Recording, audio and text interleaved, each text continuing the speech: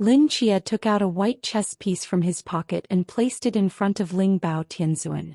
What is this? Something that can conceal your existence in the future, and also a token of our agreement. A token? That's quite interesting. Ling Bao Tianzuan played with the white piece for a while, seemingly sensing the aura of cause and effect within it, his eyebrows slightly raised. She is Jialon, isn't she? Ling Bao Tianzuan picked up his teacup, carefully took a sip and fixed his gaze on the obedient Jialon standing nearby. You fed her the immortality pill. So, is she also one of your chess pieces? Tianzuan is joking.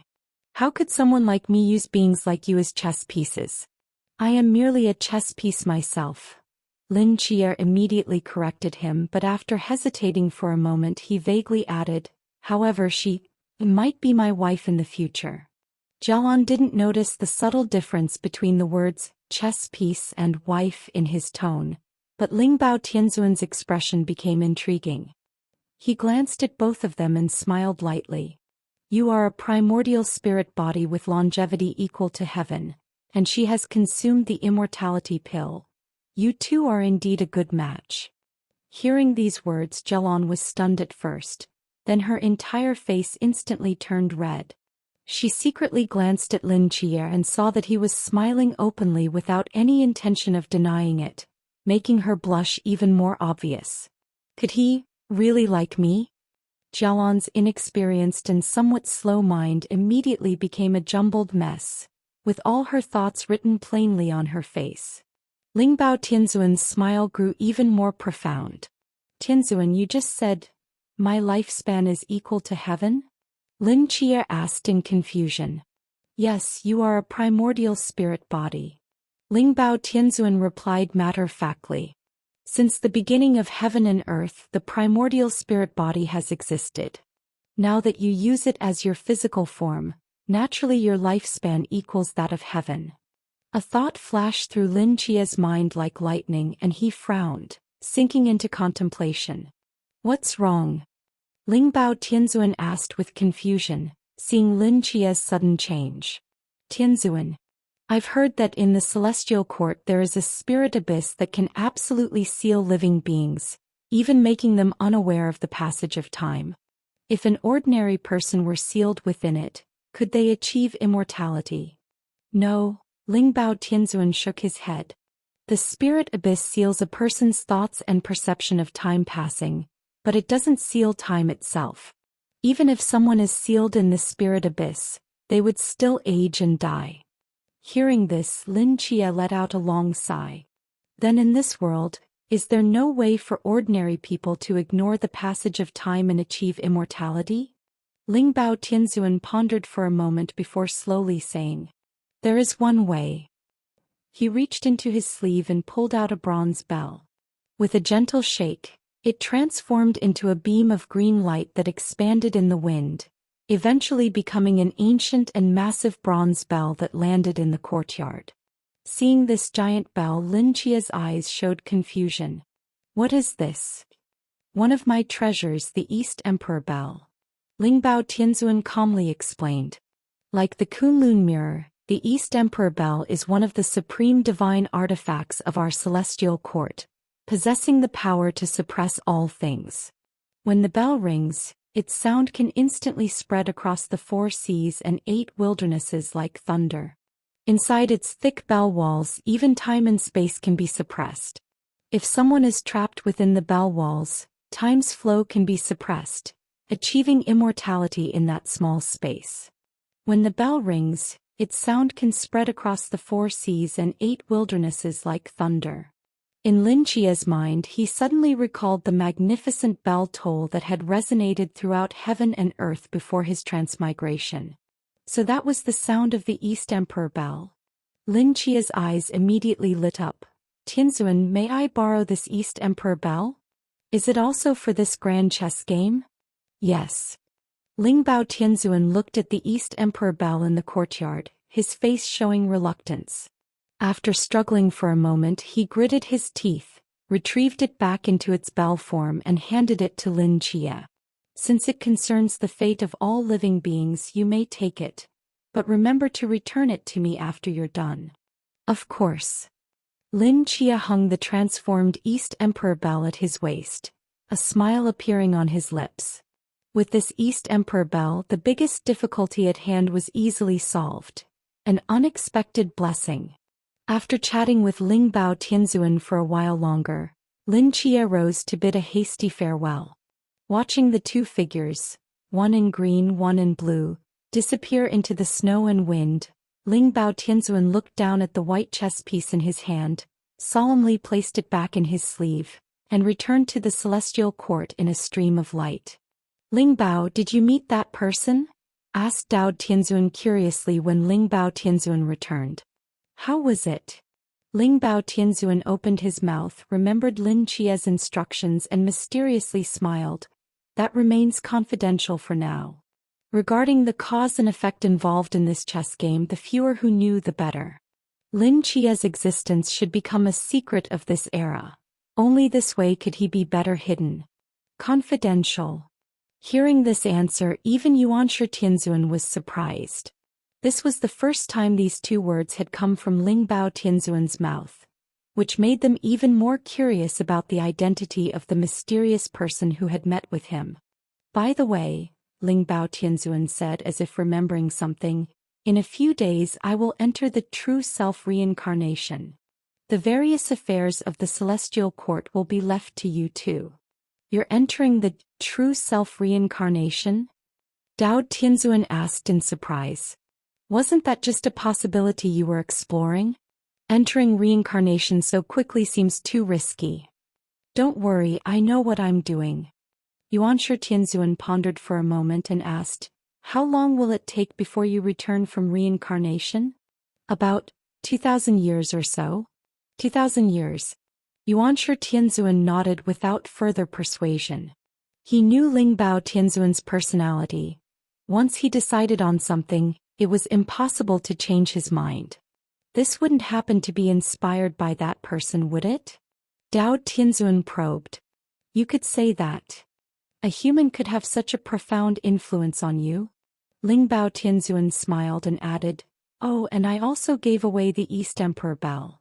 The two Tianzins. The East Emperor Bell. That's one of our celestial court's supreme divine artifacts. You just gave it away. Dao Tianzuan's eyes widened. You. Well, not exactly gave away, more like lent it out.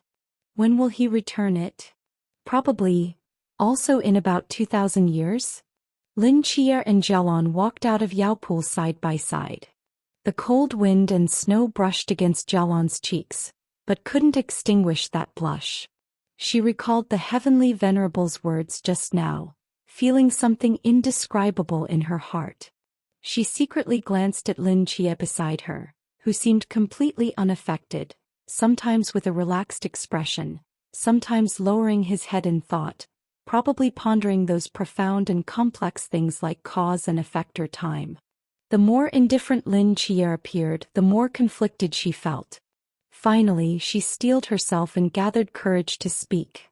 What is it? Lin Chia came back to his senses and turned to look at her, his gaze revealing concern. The moment their eyes met, Jialon's heart skipped a beat, and the words on the tip of her tongue suddenly became difficult to say.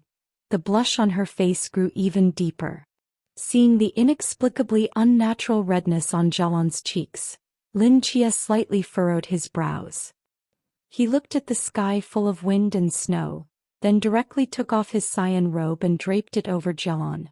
Feeling the warmth from Lin Chia's palm, Jialon's heartbeat became increasingly rapid. No, I'm not cold. Not cold? Then why is your face so red from the cold? Jialon. Oh. Jialon took a deep breath.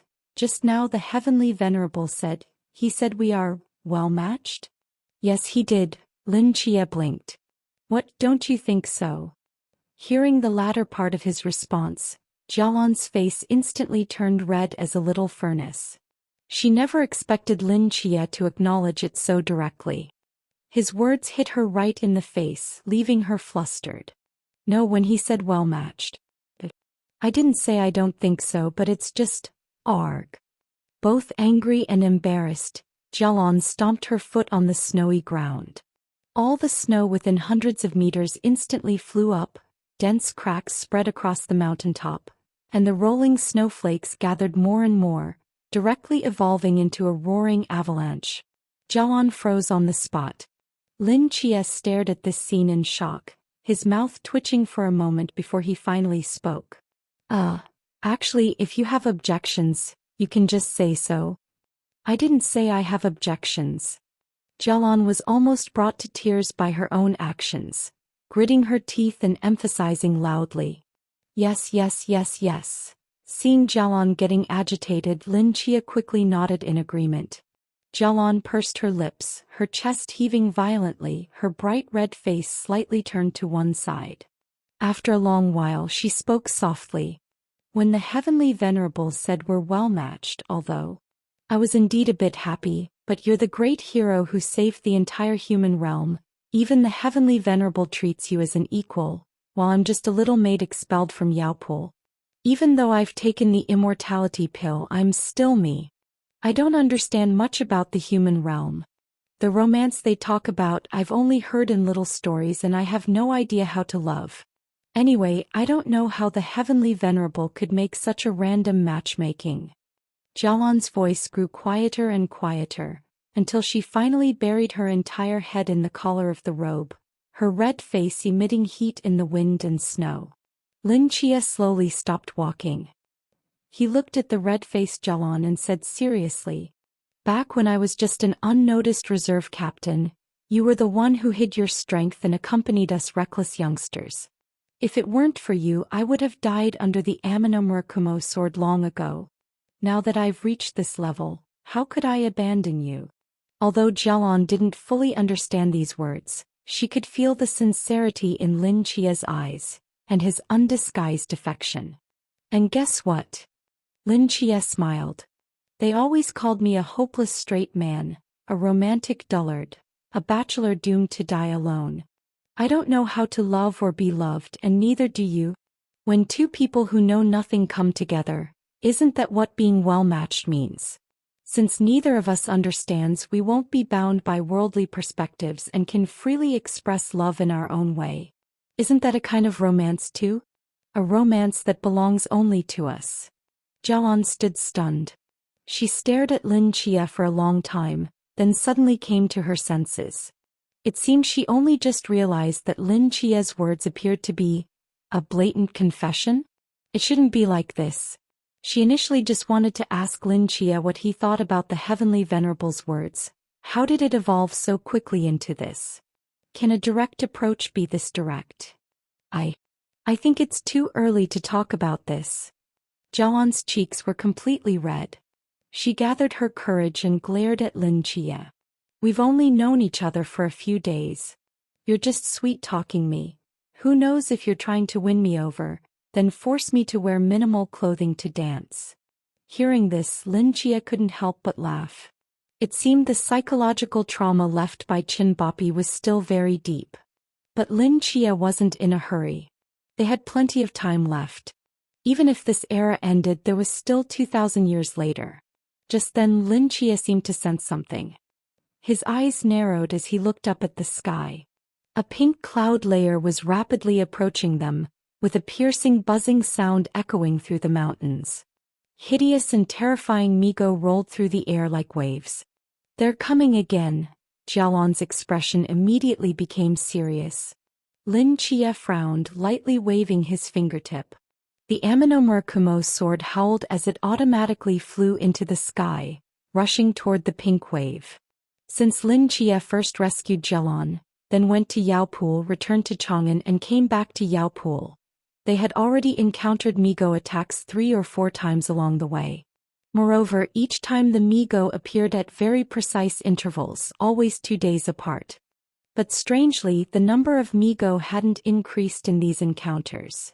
It had actually decreased, with less than 100 appearing each time. Even without using predetermined outcome to link them, Lin Chia could easily kill them with the Amino Murakumo sword. This seemed like good news, but Lin Chia didn't think so. Behind the Migo's arrival was the gate key. It knew that this small number of Migo couldn't possibly take the immortality pill from him, so why did it keep sending these few Migo to their deaths? Lin Chia had been pondering this the whole way, and could only think of one possibility. Its goal was no longer to reclaim the immortality pill, but to use its ability to locate the pill to send Migo to observe him and Jialan. His causality had been hidden, and the gate key could no longer observe his actions through the river of time, so it could only use Migo for the simplest, most direct visual observation. Every 2 days it could pinpoint his location and even know what he was doing. In other words, the Migo's mission was no longer to seize the immortality pill, but to act as paparazzi, who traveled through time to regularly track Lin Chia and the immortality pill. This way things get complicated. If the key of the door continues to use the Migo to track, they will eventually discover the existence of this grand chess game, and even implicate some chess pieces whose causes and effects have not yet been concealed, alerting the gods of the K system. In his mind, he suddenly recalled the ancient coffin placed in the core of Fengdu when he first met Jialan. Could it be that in the end this is the only method? The Kusanagi sword frantically darted through the Migo swarm, slaughtering them all, then lightly shook to remove all blood stains from the blade before flying back into Lin Chia's palm. Looking at the Migo corpses covering the ground, Lin Chia's furrowed brows remained unrelaxed. "What's wrong?" Jialan asked curiously. "Nothing." Lin Chia took a deep breath and turned to look at Jialan. "After we go back this time I'll find you a job, okay?" Hearing this, Jialan's eyes lit up. "Great. What kind of job? How many taels of silver can I earn each month?" "You'll know when the time comes." "Tongan, you're not going back?" Chloe exclaimed in shock in the courtyard. "That's right." Lin Chia nodded slightly. "As you said, the current power of faith cannot transport us back to 2,000 years later. Since that's the case, we won't go back." "Then you..." "My lifespan is extremely long, so enduring until 2,000 years later isn't a problem." As for Wu Quan, Lin Chia took out a bell from his bosom, gently shook it, and it transformed into an ancient giant clock that landed in the courtyard with a dull sound. "I borrowed this Donghuang clock from Ling Bao Tianzuan, which can suppress time. With it, Wu Quan's time can be frozen until 2,000 years later." From the first time Lin Chia met Chloe in this era and learned there wasn't enough faith to send them back, he guessed that this was likely a one-way time travel. Future Chloe was only responsible for sending them back, and for the remaining 2,000 years, they could only move forward gradually with the flow of time. Lin Chia himself possessed endless longevity, so enduring 2,000 years wasn't an issue, but Wu Quan was different. Wu Quan was born as a deficient domination emperor, and at his current age he would live no more than 5 years, let alone 2,000 years. How to keep Wu Quan alive until 2,000 years later was a problem that had been troubling Lin Chia. But with Ling Bao Tianzuan offering the Donghuang clock, this problem was solved. Wu Quan curiously walked to the Donghuang clock and examined it carefully. The inner space of the clock was just right for his body, as if custom-made. "I have no objection," Wu Quan nodded. "As long as we can return to 2,000 years later, I don't care what method we use. This way there's another advantage." Lin Chia pointed to his chest. "If we were to return, we would inevitably need to form another identical covenant, which would not only consume faith power but also use up one opportunity to form a covenant. Since we're not going back, the remaining 2 covenants can be used for other purposes."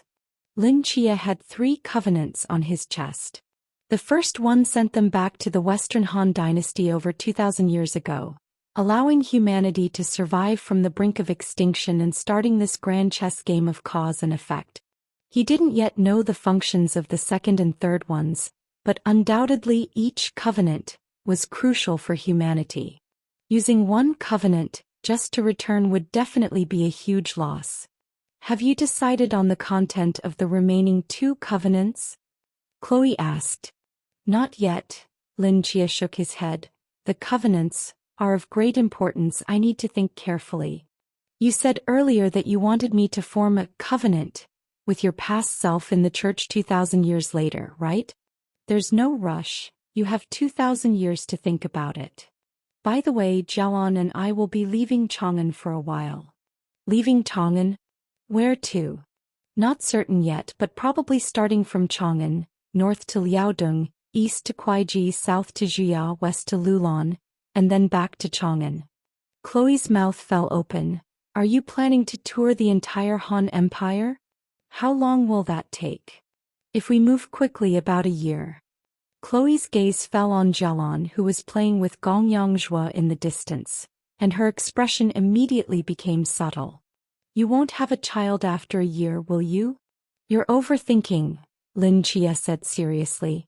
Since her birth, she has always stayed in Yaopool. I just want to take her out to see the world, to see the mortal realm.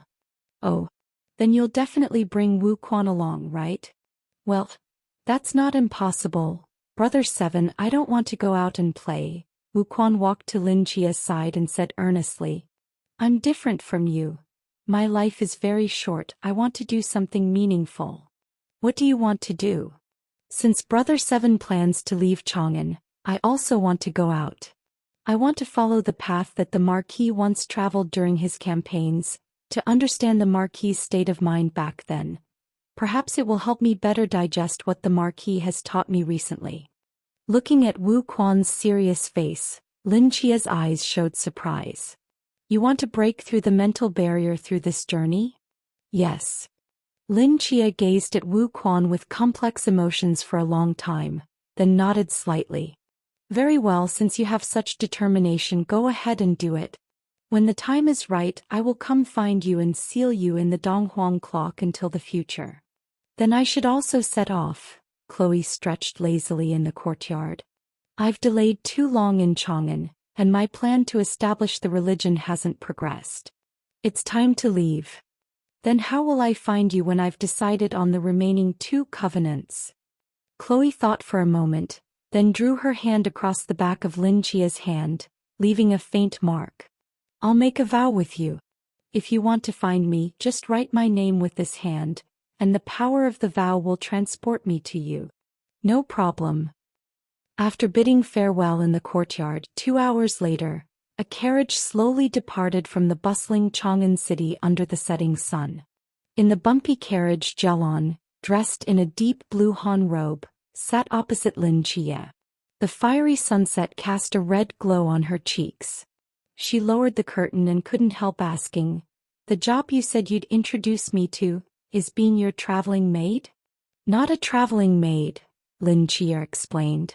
You know, I can't form causal connections with too many people, so if I travel far, I definitely need someone to purchase food for me, change horses, ask for directions, and... Couldn't you assign such simple tasks to someone else? What? You don't want to do it? Fine, Yan Zhong said he knows a place that's hiring. Who said I won't do it? Jialan immediately put her hands on her hips. I've already gotten on the carriage and you want to kick me off? Let me be clear, you have to pay me in silver. Don't worry, you won't be shortchanged. Lin Chia smiled and leaned back against the carriage wall. The two gradually disappeared into the fiery horizon as the carriage swayed. 1 year later. Old man, may I ask which direction is the Chilean mountain?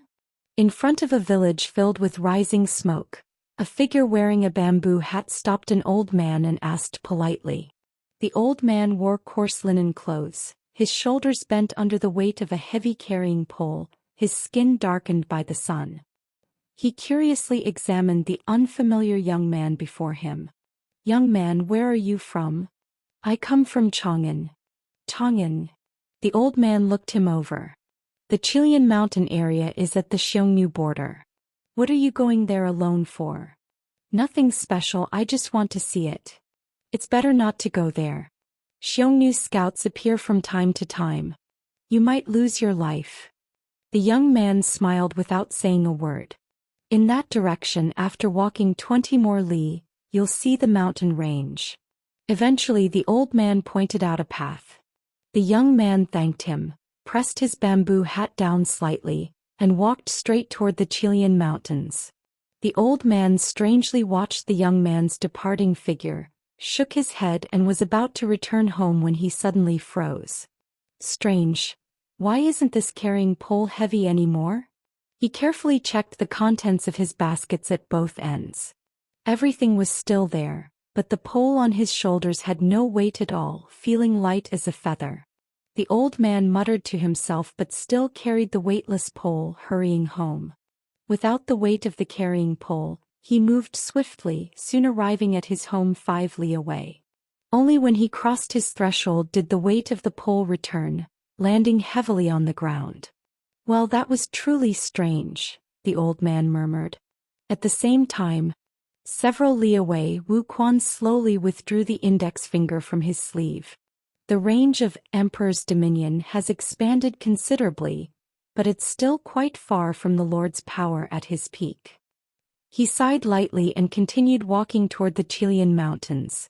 The breeze lifted the veil on his bamboo hat, revealing a young face that had changed significantly from a year ago.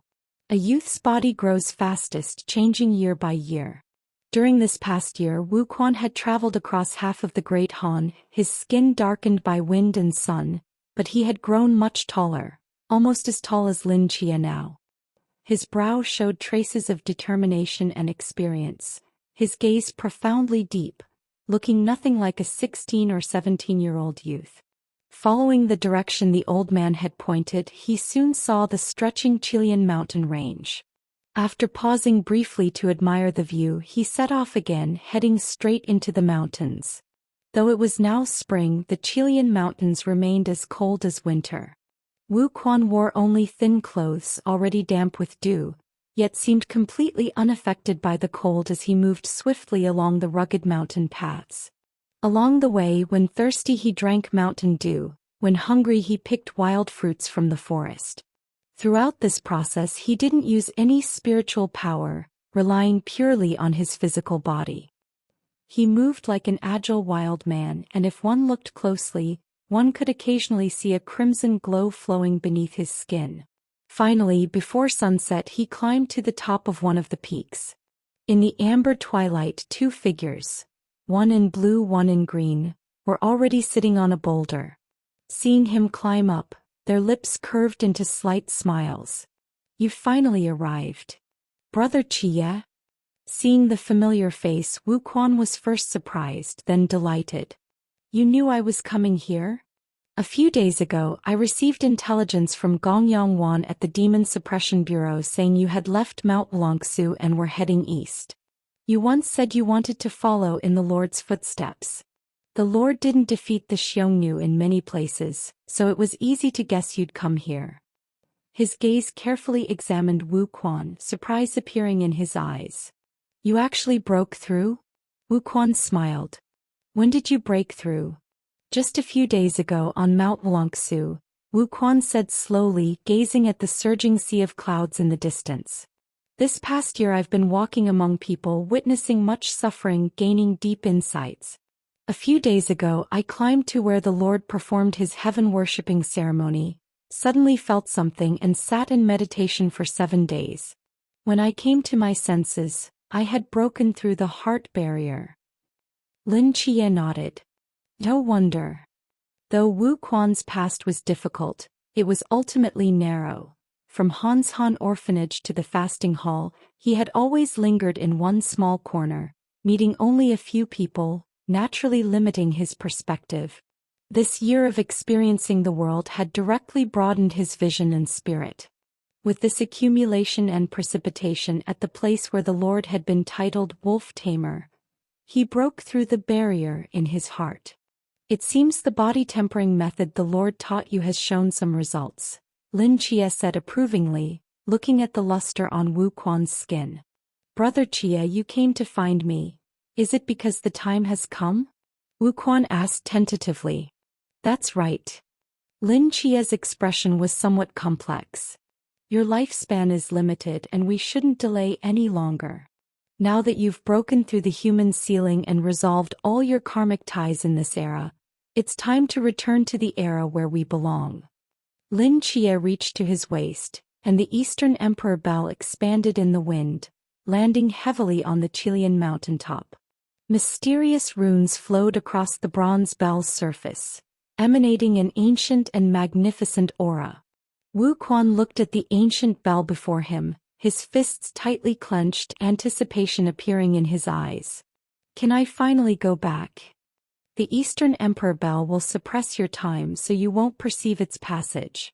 When the bell rings again, you will automatically be unsealed. At that time, this great chess game will truly begin. Wu Quan nodded. He stepped up to the Eastern Emperor bell and looked back at Lin Chia. Brother Chia, will meet again in 2,000 years. Yes. Lin Chia smiled slightly, raising his palm. The heavy bell body emitted a beam of light that directly enveloped Wu Quan. When the light faded, his figure had disappeared. As Lin Chia took a step forward, the mountain beneath the Eastern Emperor bell shook violently, instantly splitting open a crack that swallowed the bell. Huge rocks rolled across the ground, completely burying the crevice moments later. As the dust gradually settled, no trace of the Eastern Emperor bell remained on the Chilean mountain. 2,000 years. Sigh. Lin Chia looked around. Above the sea of clouds, the setting sun gradually sank into darkness, disappearing without a trace. Who knows what this place will look like 2,000 years from now? Lin Chia shook his head, reached out to hold Jialan's hand and said softly, "Let's go." Jialan's cheeks flushed slightly, but she didn't resist. The two figures, one blue and one green, gradually faded into the darkness. On the deserted gravel path, a carriage slowly moved forward. In the dim carriage, Jialan leaned on Lin Chia's shoulder, her gaze passing through the curtains fluttering in the breeze, staring at the vast, brilliant starry sky, lost in thought. Chia. How long have we been traveling?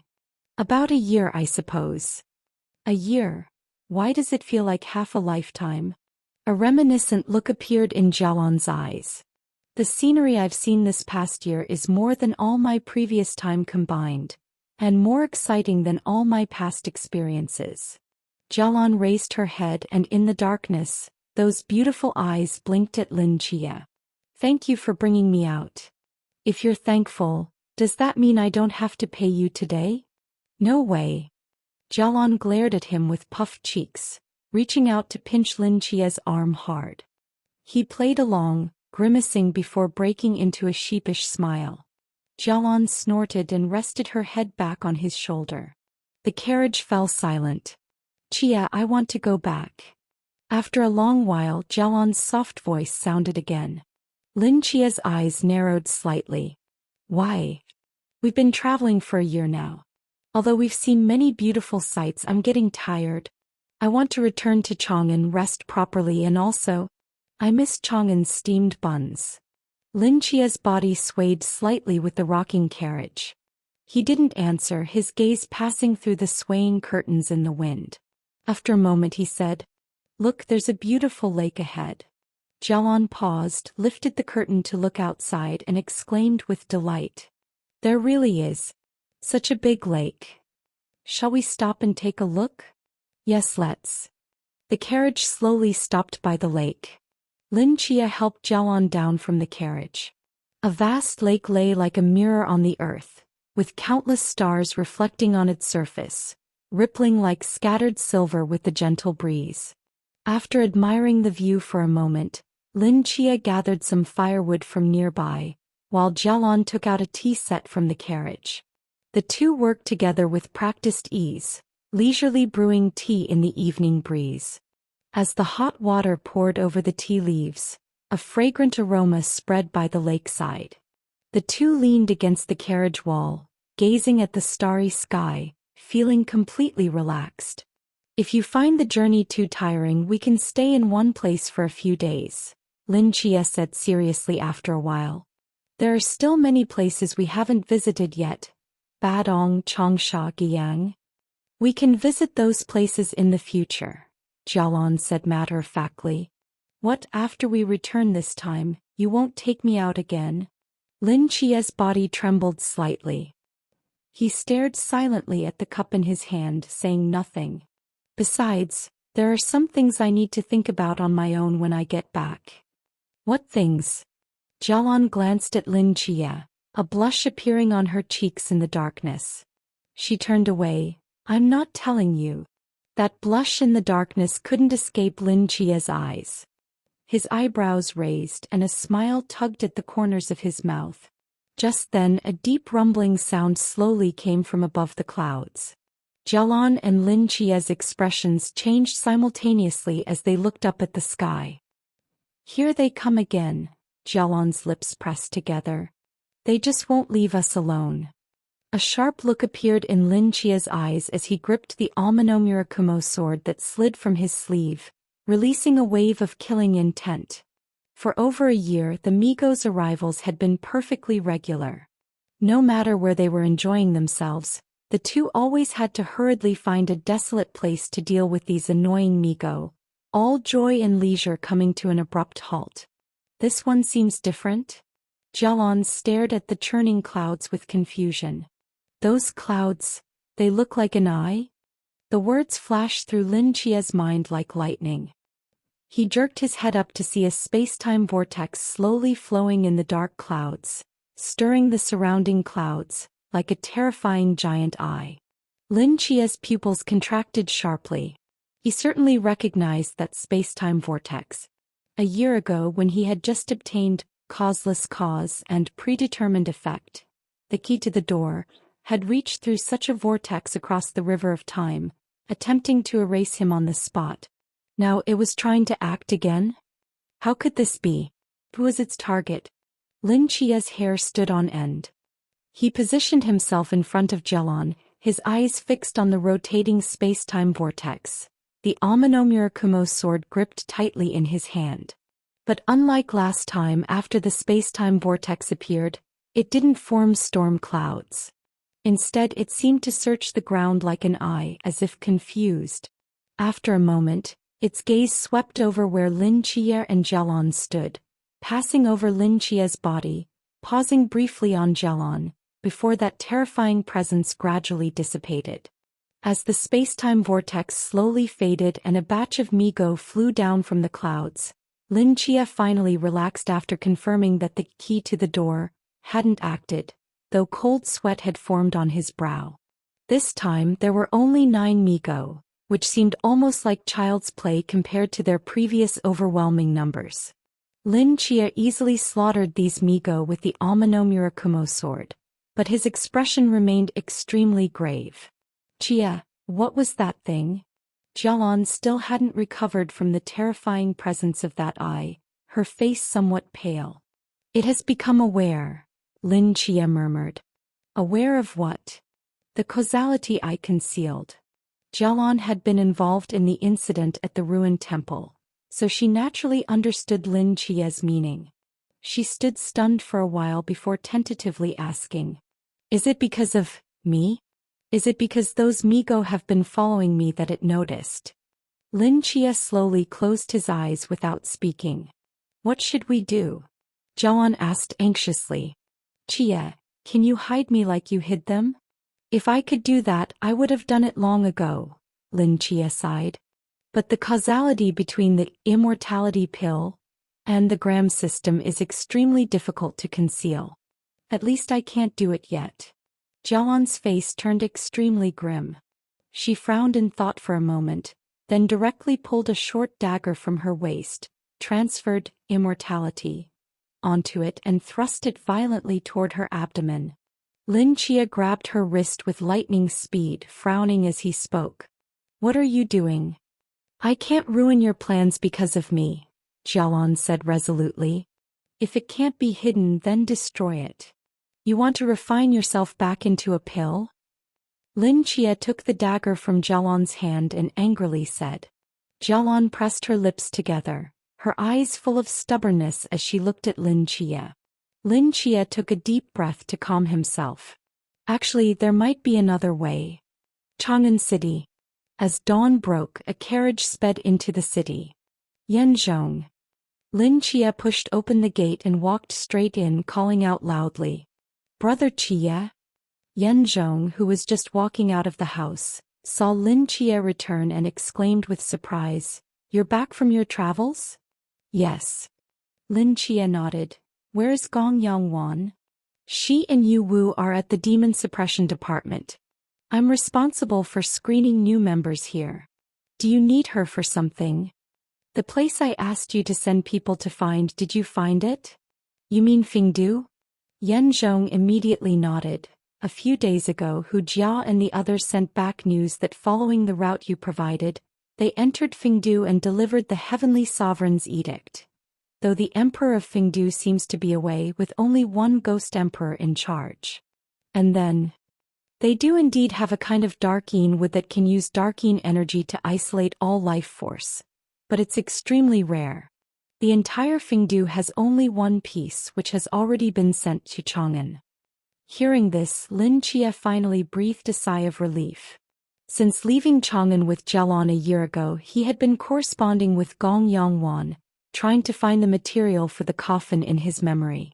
Since Jialon had been sealed in that coffin for 2,000 years, it meant the coffin must have something special about it that could block the prying of the key of the door.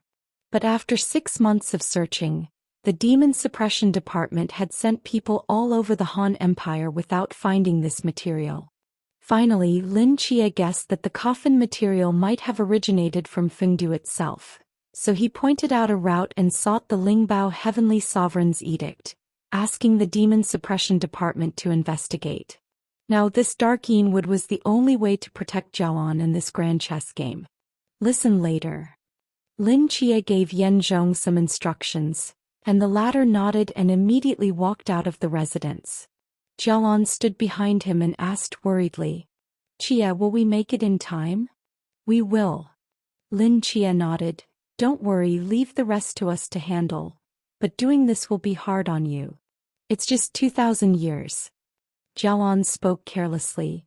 "The Marquis is trapped in the flow of fate. Wu Quan is imprisoned under the Eastern Emperor Bell. They've all made sacrifices for this grand chess game. Besides, those monsters keep coming after me, which is annoying. It's not bad to find a place to hide. The Marquis can occasionally meet with Gong Yongwan and others in the flow of fate, and Wu Quan's time is suppressed, so naturally he won't notice the passage of time. But you're different. Being alone in the Darkeen wood for 2,000 years, it can drive a person mad." Lin Chia's eyes were full of concern. "When you see me in the future, am I mad?" "No. Then it's fine." Jialon put her hands on her hips. "Don't underestimate me, Chia. Although I'm not very bright, I'm very focused when doing things, including waiting." Looking at her carefree appearance, Lin Chia didn't know what to say for a moment. "Chia, I want to eat steamed buns." Lin Chia came back to his senses and immediately said, "All right, I'll take you right away." Lin Chia took Jialon's hand and stepped toward the streets of Chang'an.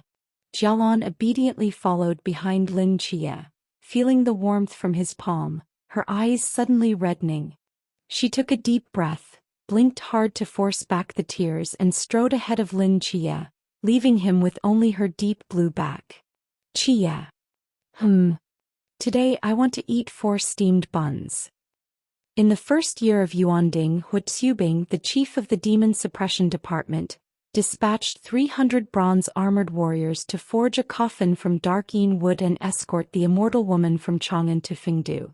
The journey took 7 days, during which they encountered 3 attacks from extraterrestrial winged monsters. With the intervention of a certain unspeakable existence, they finally safely escorted her to Fingdu.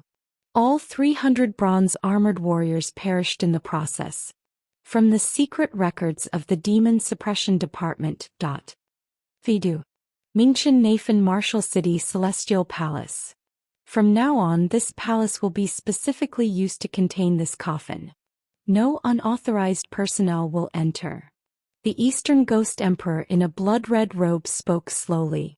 "Thank you, Ghost Emperor." Hu Jia bowed respectfully. "However, although you have the Heavenly Sovereign's edict, Fingdu has its own rules. This woman's background I must report to the Emperor of Fingdu. Please explain clearly." Hu Jia glanced toward a corner of the palace and after a moment spoke again. This woman's background is rather complicated. Today I will have someone record her history in a document and personally deliver it to your chamber. How does that sound? Very well. The Eastern Ghost Emperor nodded slightly, his form turning into a shadow and disappearing from the palace. Only after the Eastern Ghost Emperor had completely left did a figure in blue clothing slowly walk out from the corner of the palace. I'm sorry for the trouble. I cannot form any karmic connections with Fengdu, so some things can only be handled by you. Lin Chia apologized. Lord Lin is too polite. Lin Chia walked through the empty palace, straight to the dark Eanwood coffin. Jialan was looking at the coffin in front of her, lost in thought. Are you afraid? Lin Chia asked softly. No, Jialan shook her head. This coffin is carved so beautifully. I just wonder if it will be cold once I lie inside. Lin Chia looked at Jialan with complex emotions. Although she had pretended not to care all the way, Lin Chia could sense that she was somewhat afraid. No girl could face 2,000 years of loneliness and darkness so easily. I had another coffin made to be placed next to yours. This way I can always accompany you. Lin Chia looked into her eyes and said seriously. Jialan chuckled. No need. Don't you have many things to do? Why would you live in a coffin with me? Besides, only if you go out can you come back often to see me and tell me about the outside world. If we're both stuck in here it would be too boring. Lin Chia was silent for a moment, then nodded. All right, I will visit you regularly. There's one more thing. Tell me. Do you remember when you proposed to me? Lin Chia thought for a moment. Are you referring to the time in the South Sea in Dunhuang or in Danyang? All of them. Jialan's cheeks turned bright red. She glanced at Hu Jia nearby, then leaned close to Lin Chia's ear and whispered, I've thought about it carefully and I feel that without something to look forward to, these 2,000 years would be too hard to endure. When we meet next time I'll be waiting for you to marry me, okay? Looking at the blushing Jialan in front of him, Lin Chia froze in place. You won't change your mind, will you? Seeing Lin Chia stunned, Jialan immediately punched him in the chest, her cheeks burning red. Of course not. Lin Chia came back to his senses, unable to control the smile appearing at the corners of his mouth. So it's settled then. 2,000 years from now, I will definitely come to marry you. Do you promise? I promise. Should I call Chloe over now to establish a sacred covenant? This is between the two of us, why call her over? Jialan pretended to be fierce as she waved her fist. If I find out you've changed your mind when the time comes, even if you run to the ends of the earth, I'll still beat you up. All right, all right. The smile on Lin Chia's face grew even brighter. Then, as if remembering something, by the way, 2,000 years from now, my past self will open your coffin with his own hands. He knows nothing about what's between us, and at that time I might be, rather difficult. Rather difficult? I mean quite stubborn like a smelly hard rock. Anyway, I probably won't easily fall for you. Lin Chia explained as tactfully as possible. That's fine. Jialan put her hands on her hips, speaking with absolute confidence. I'll use my own methods to make you fall in love with me again. A series of images immediately flashed through Lin Chia's mind: chest-crushing stones, 7 nights obedience potion, collapsed bed frames, unreasonable Cupid's arrows. His mouth twitched slightly, but he still patted Jialan's shoulder firmly. Yes. Do exactly that. Jialan didn't know what Lin Chia was thinking about and just looked confused. Jialan slowly lay down in the coffin, her waterfall-like black hair spread across the bottom. Those water-like eyes gazed at Lin Chia as she took a deep breath, the blush on her cheeks gradually fading. I'm ready. Don't forget our promise. Lin Chia looked at her beautiful face as if trying to imprint it in his mind. After a long while he finally spoke. Goodbye, Jialan. The heavy coffin lid closed with a dull thud, and the empty hall fell into complete silence. Lin Chia stood before the coffin, motionless like a statue. After who knows how long, he finally turned and walked toward the palace door, somewhat lost. Lord Lin. Although Hu Jia was very reluctant to disturb Lin Chia at this moment, he still asked. The Ghost Emperor wants to know about Jialan's past and the reason for sending her to Fengdu. This. Lin Chia stopped, looked back at the coffin, a glimmer flashing in his eyes. This matter cannot be linked to me or the Demon Suppression Bureau. Everything about the immortality pill in the chess game must be completely hidden. I will weave a false causality, and for the rest you can improvise. Lin Chia raised his fingertip and, causeless cause, appeared behind him with ethereal causal threads extending from it to wrap around the black coffin. As the causal threads entwined, 5 pictures slowly emerged on the smooth surface of the coffin, completely rewriting the past related to the black coffin and Jialan. Even if the Emperor of Fengdu were to investigate, he would not detect anything unusual. Hu Jia's gaze fell on the coffin and he nodded slightly. I understand.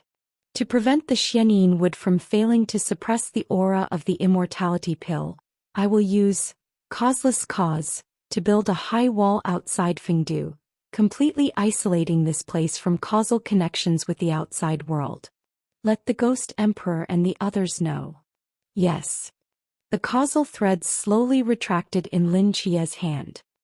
He looked at his own causal ring and took a deep breath. My causality in this era has been mostly resolved. When you go back, help me notify Gong Yongwan and the others not to come looking for me, and not to mention my existence to anyone. When necessary, I will appear on my own.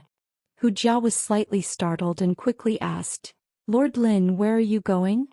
I don't know, I'll just go wherever. I haven't decided on the content of the remaining 2 covenants, and for a long time to come I may need to focus on this matter. Lin Chia waved his hand and walked out of the palace, his cyan robe fluttering slightly. See you in the future, Hu Jia.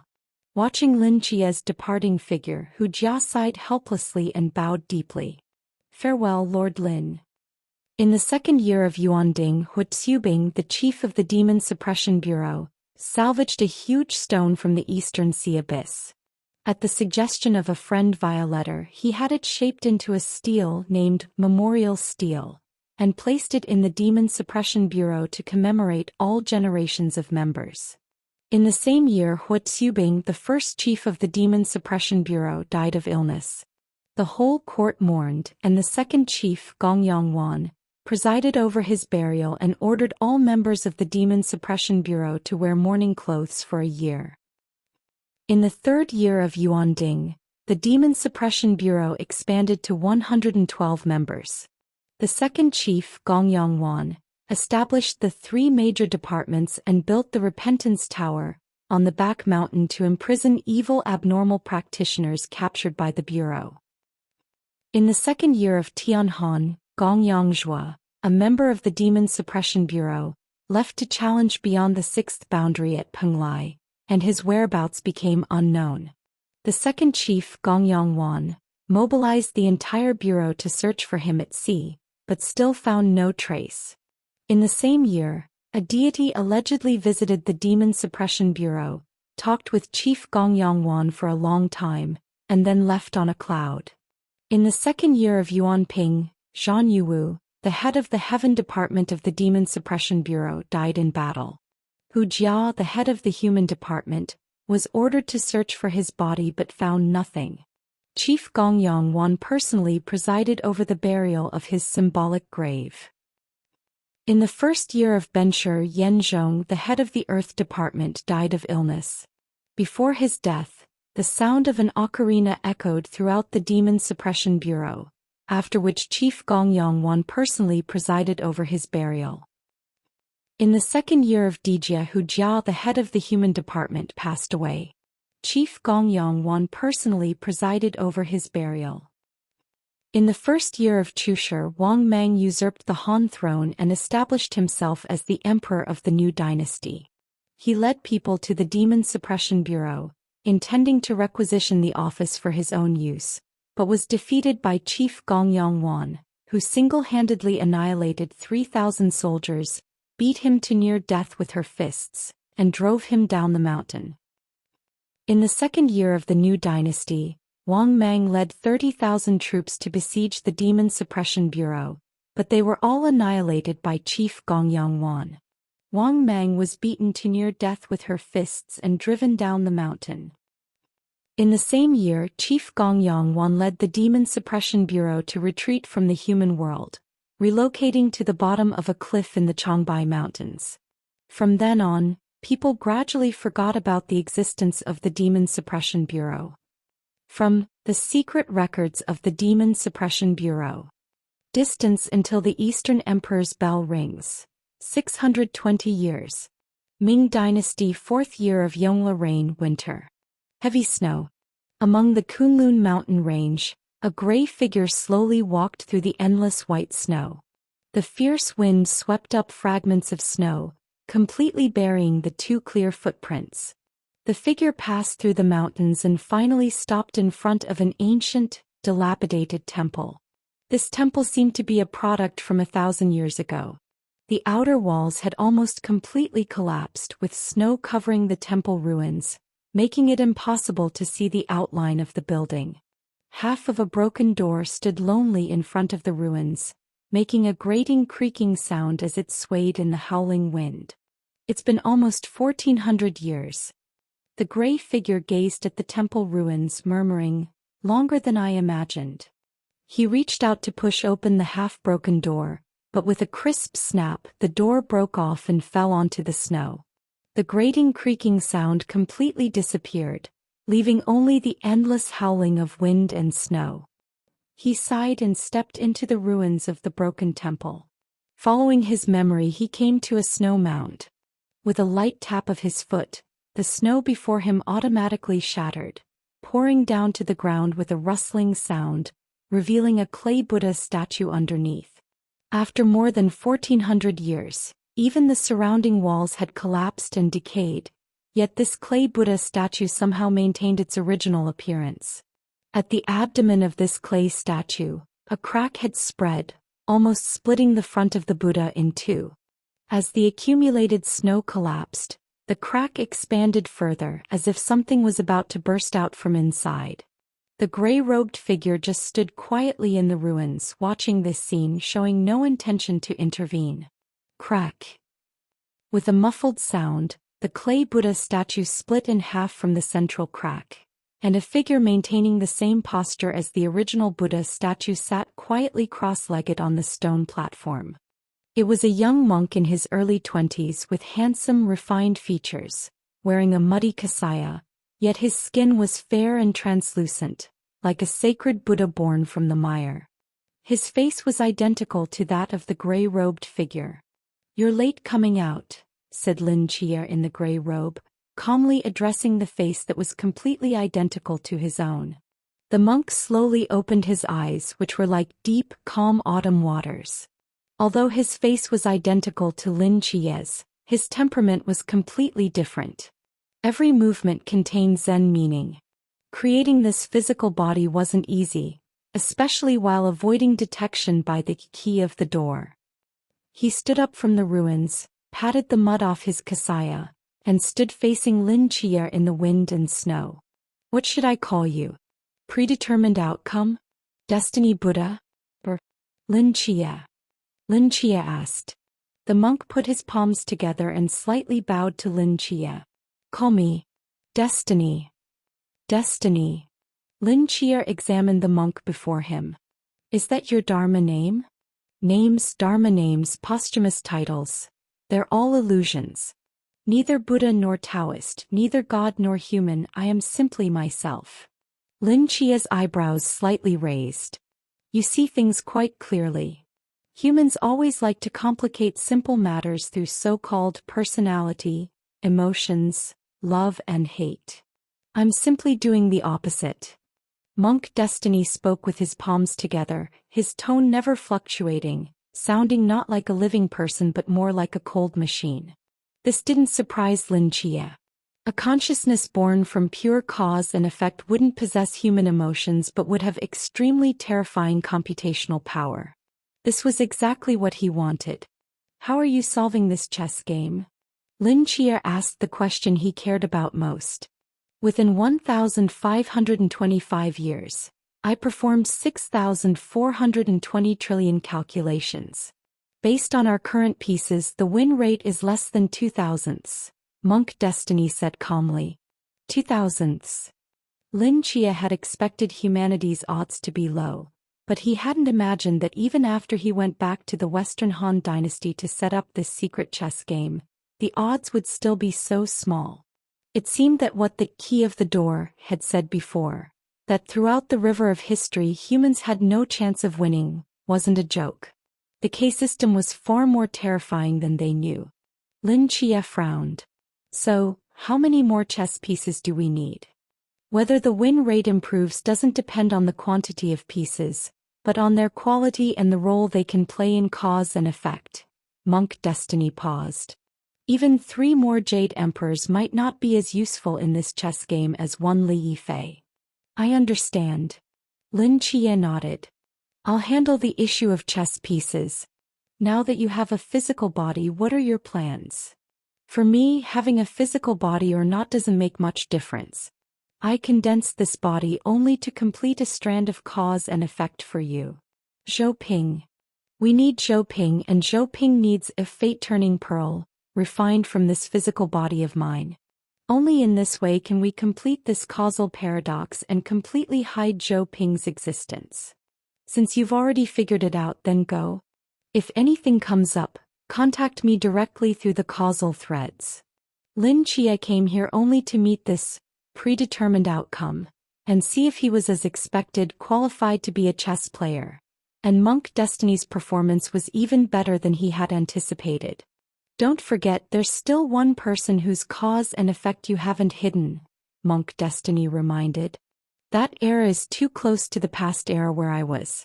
To avoid the entanglement of 2 me's causal threads, I will seal my own causality 50 years in advance and fall into slumber. He will be left to you. Very well. Monk Destiny nodded slightly.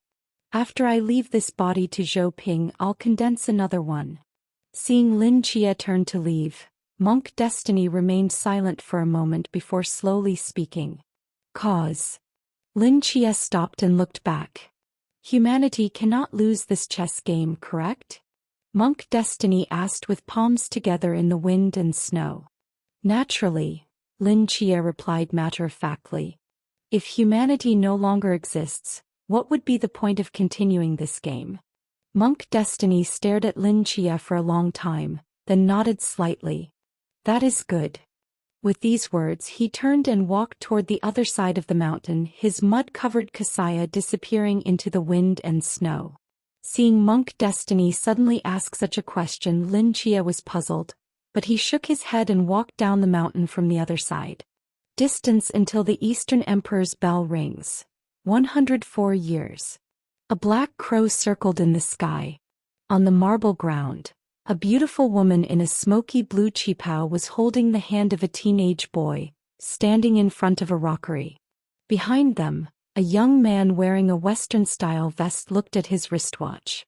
The monocle on his nose reflected a faint light as he glanced behind him, as if waiting for something. The misty drizzle dampened the boy's clothes.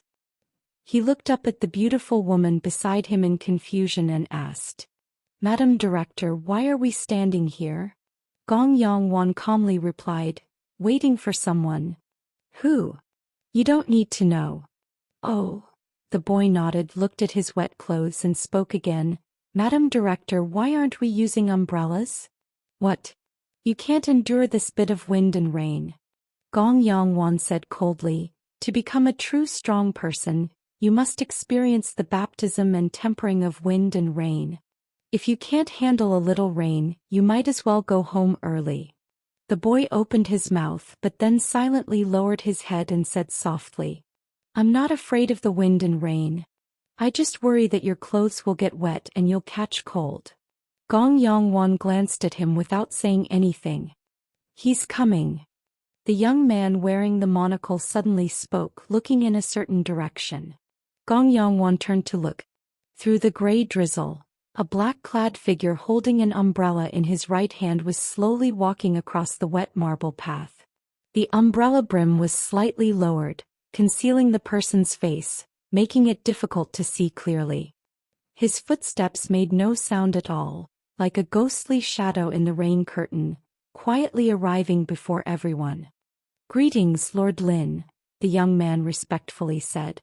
Lin Chia lifted a corner of his umbrella brim and carefully examined the refined young man before him. A trace of surprise flashed across his brow. "Hu Jia. It's me," the young man smiled. "However, my name is now Lu Fonglin. After 2,000 years, you've also taken that step. Congratulations. I'm still far behind you, Lord Lin."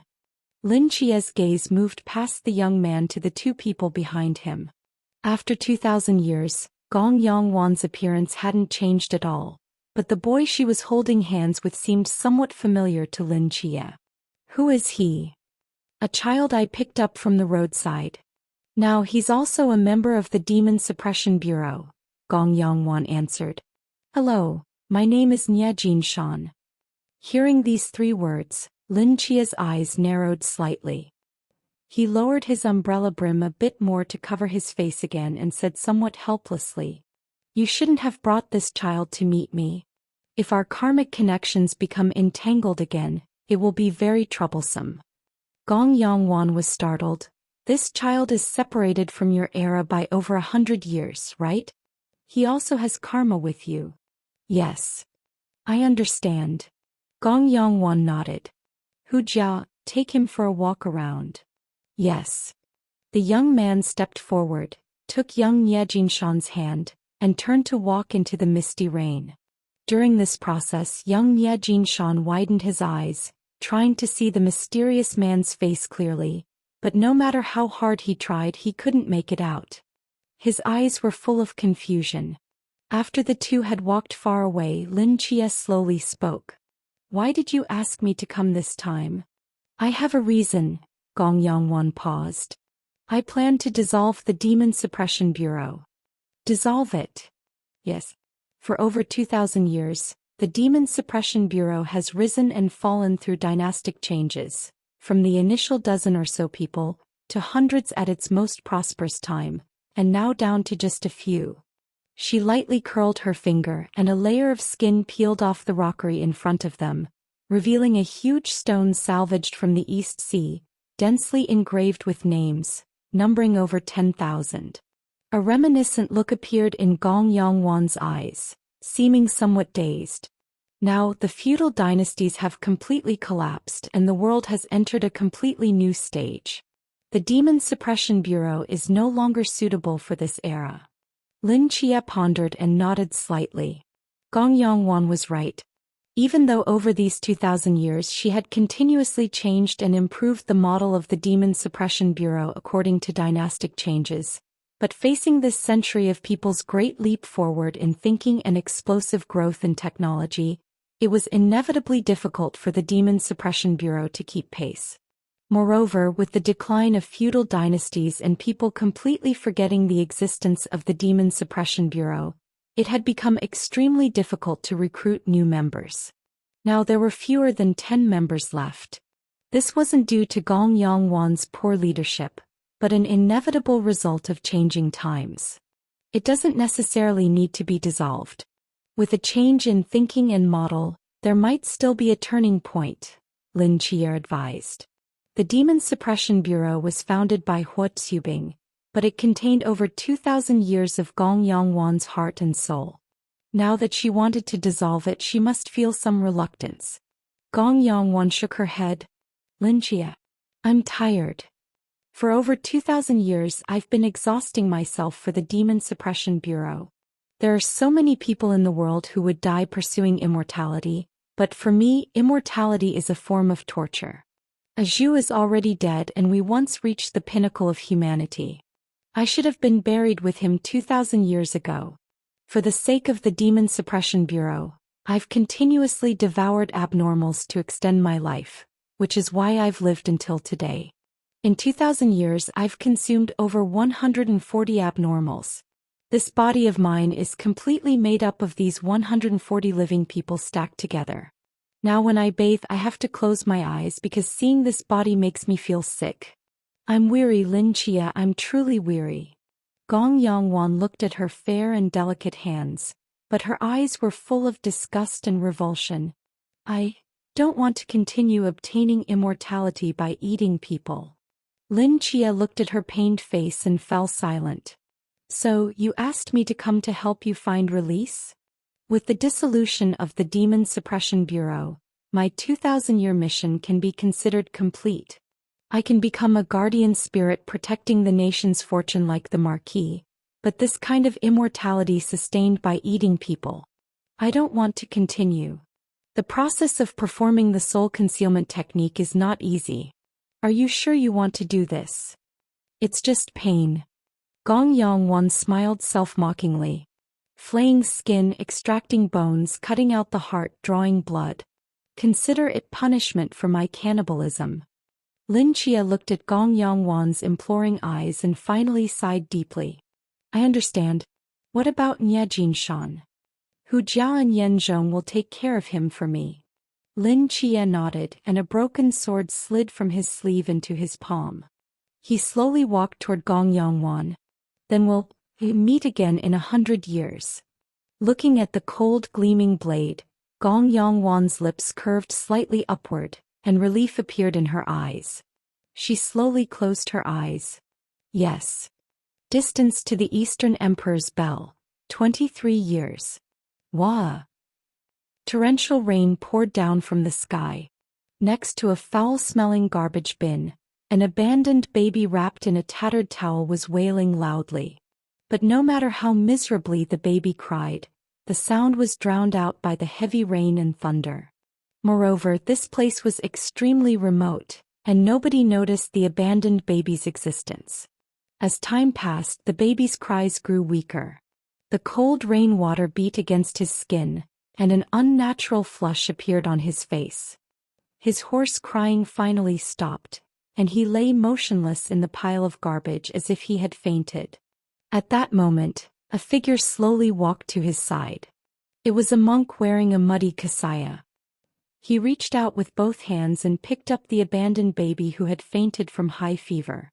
His eyes, like autumn waters, showed no emotional fluctuation, but he still held the baby under his body to shield him from the wind and rain.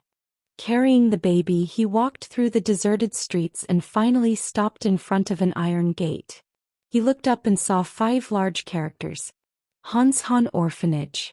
The Destiny monk placed the abandoned baby in front of the iron gate, bit his fingertip and gently wrote 3 characters on the tattered towel wrapping the baby. After doing all this, he turned and left, his figure disappearing into the heavy rain.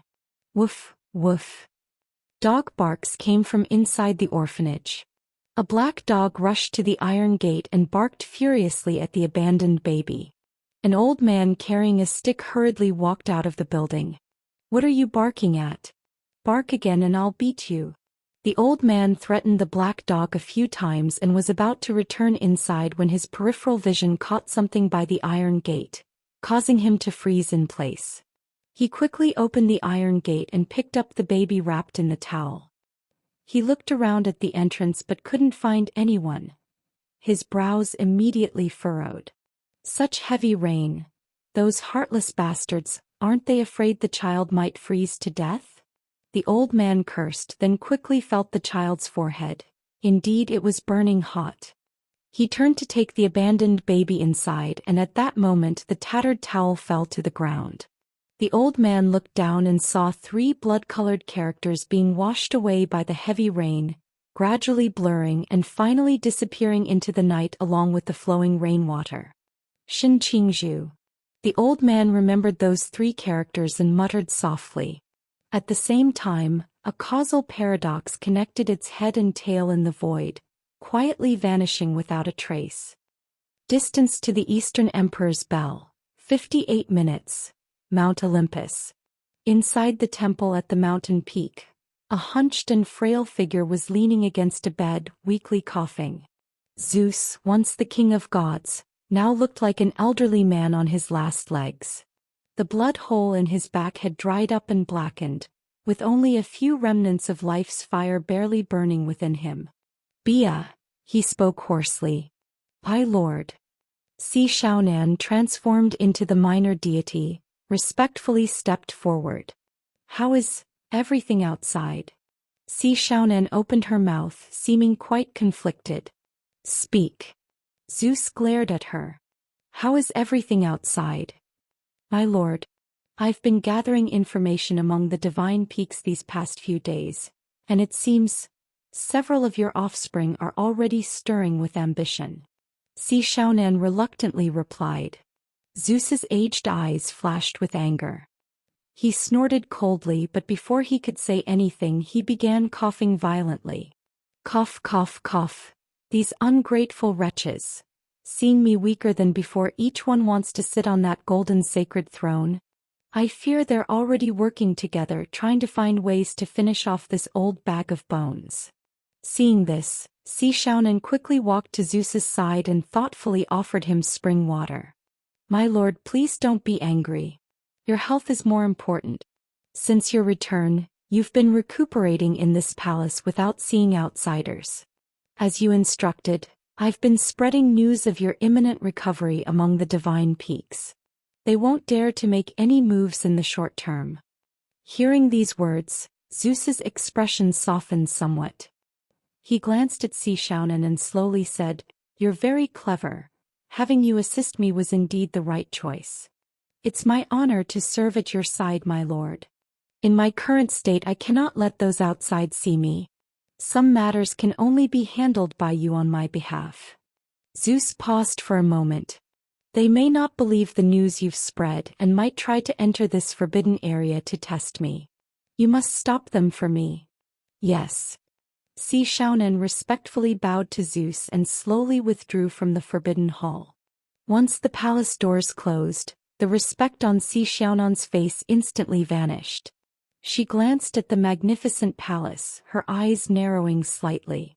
Whether Zeus, that old fox, was truly as fragile as he appeared she couldn't yet tell. Even though she had become Zeus's closest confidant, she couldn't act rashly. Even a withered, dying tiger was still a tiger. A moment later she turned and walked down the mountain. She found a relatively flat boulder, casually lay down on it and closed her eyes, pretending to sleep. Her 2 ears strangely detached from her head and disappeared into the mountain. With her ability, except for the forbidden hall where Zeus resided, the entire Mount Olympus was within her monitoring range. She listened to all the secrets of this divine realm while gradually falling asleep. In her hazy state she had a dream. It was an ancient house, and a young man dressed in Han Dynasty Confucian attire was leaning against the wall, holding a basket full of white gold pieces, smiling at her. Si Xiaonan, goddess of trickery.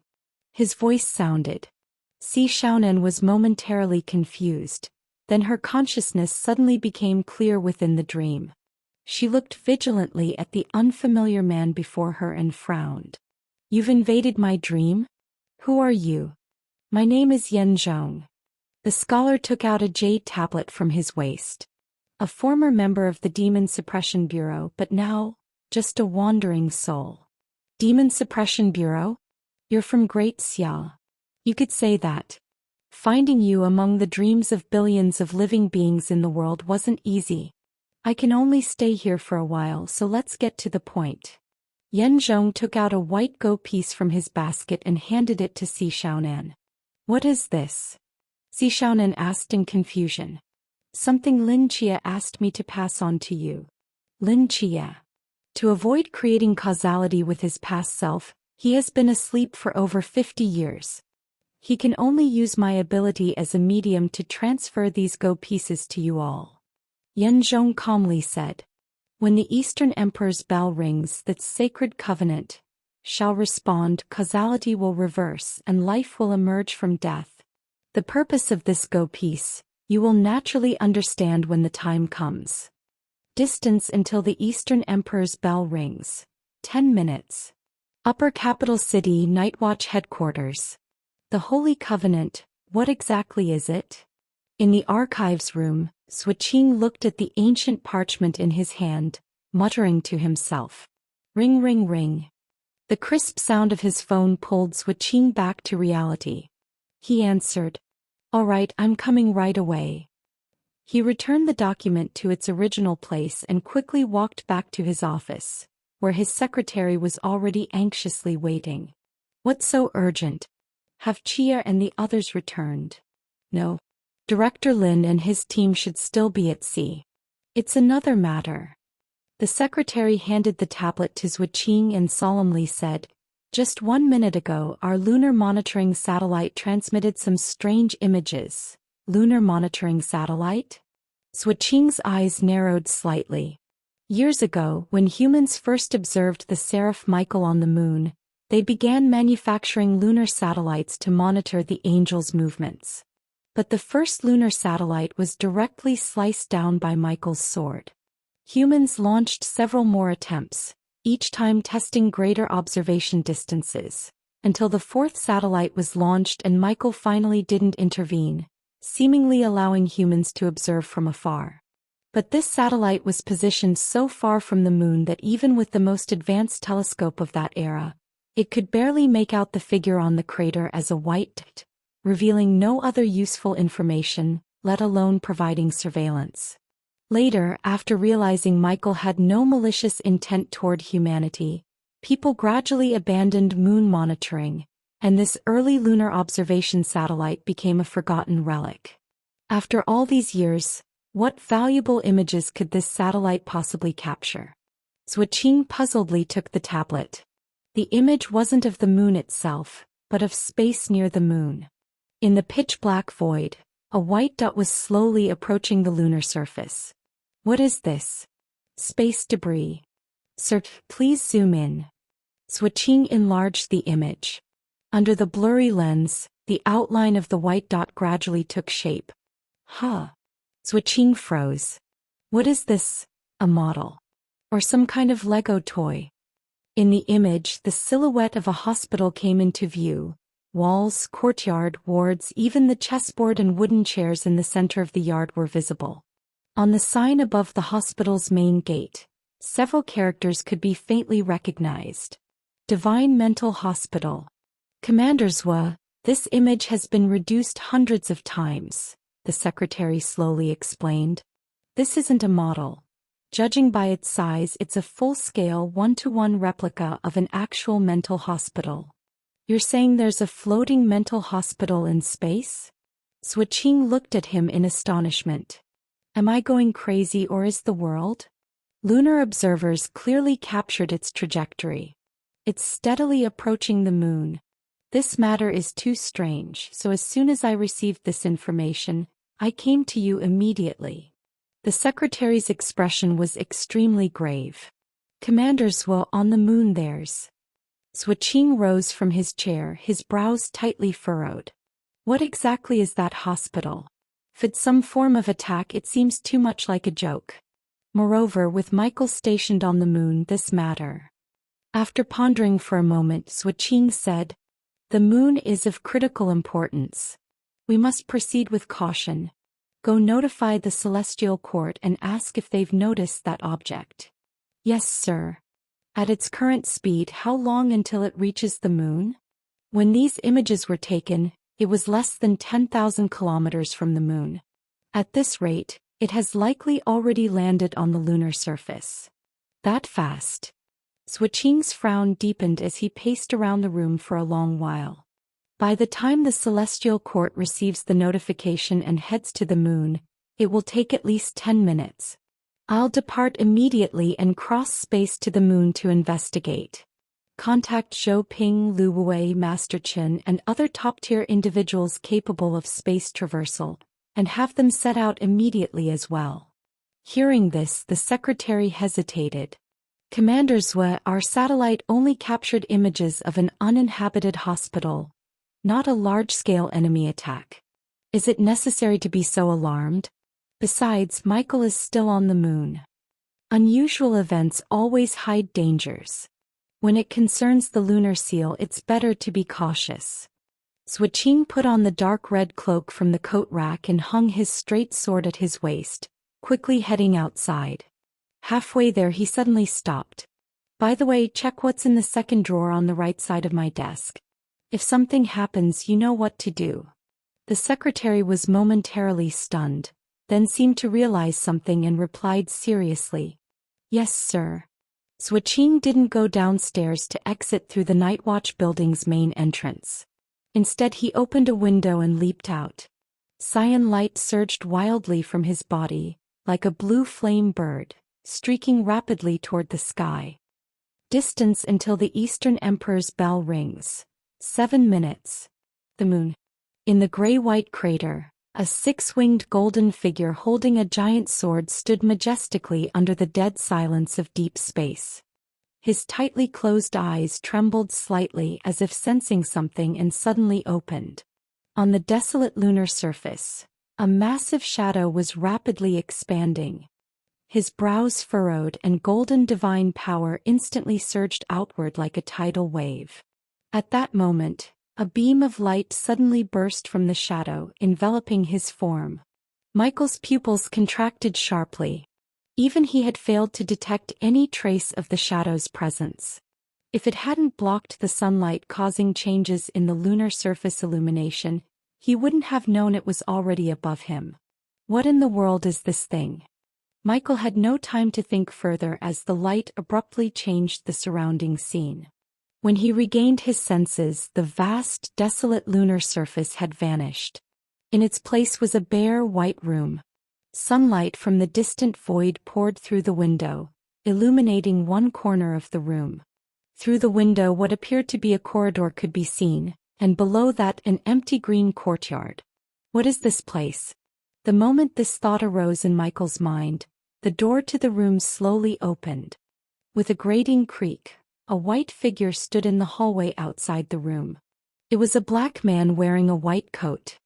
He stood with his hands in his pockets, wearing scholarly black-framed glasses that almost blended with his skin tone. Looking at Michael in the room, he smiled, revealing a set of snow-white teeth. "Hello there, patient number 1. Michael." Sensing the aura from that black man, Michael's expression immediately turned grim. "The crawling chaos?" "Yes." The black man snapped his fingers. He opened his arms and smiled enthusiastically. "But here, I hope you'll call me Dr. Nyarla." Michael had no intention of chatting with us. He gripped the golden holy sword with both hands, and powerful divine energy instantly filled the room. The next moment, a brilliant sword light burst out through the doors and windows of the room. Boom! A dull explosion echoed above the hospital. A figure wearing a white coat landed lightly in the courtyard like a kite, smiling as he watched the golden figure slowly walking out, without a single scratch on his body. Michael walked out of the room holding his giant sword. His gaze swept across the surroundings, confusion appearing in his eyes. What is this place? He had just released such a large amount of divine power, yet the room wasn't damaged at all. The spotless corridor reflected light in the sunshine. He looked back and saw a mysterious nameplate above the room. On the nameplate was the shape of 6 wings. "Welcome to the Mental Hospital for Gods," said Fuss, in the courtyard, casually spreading his arms. "And you are my first patient, Seraph Michael." At the same time, a virtual panel appeared above Michael's head, though he himself was completely unaware of it. Room number 1. Patient. Michael task. Help Michael treat his mental illness.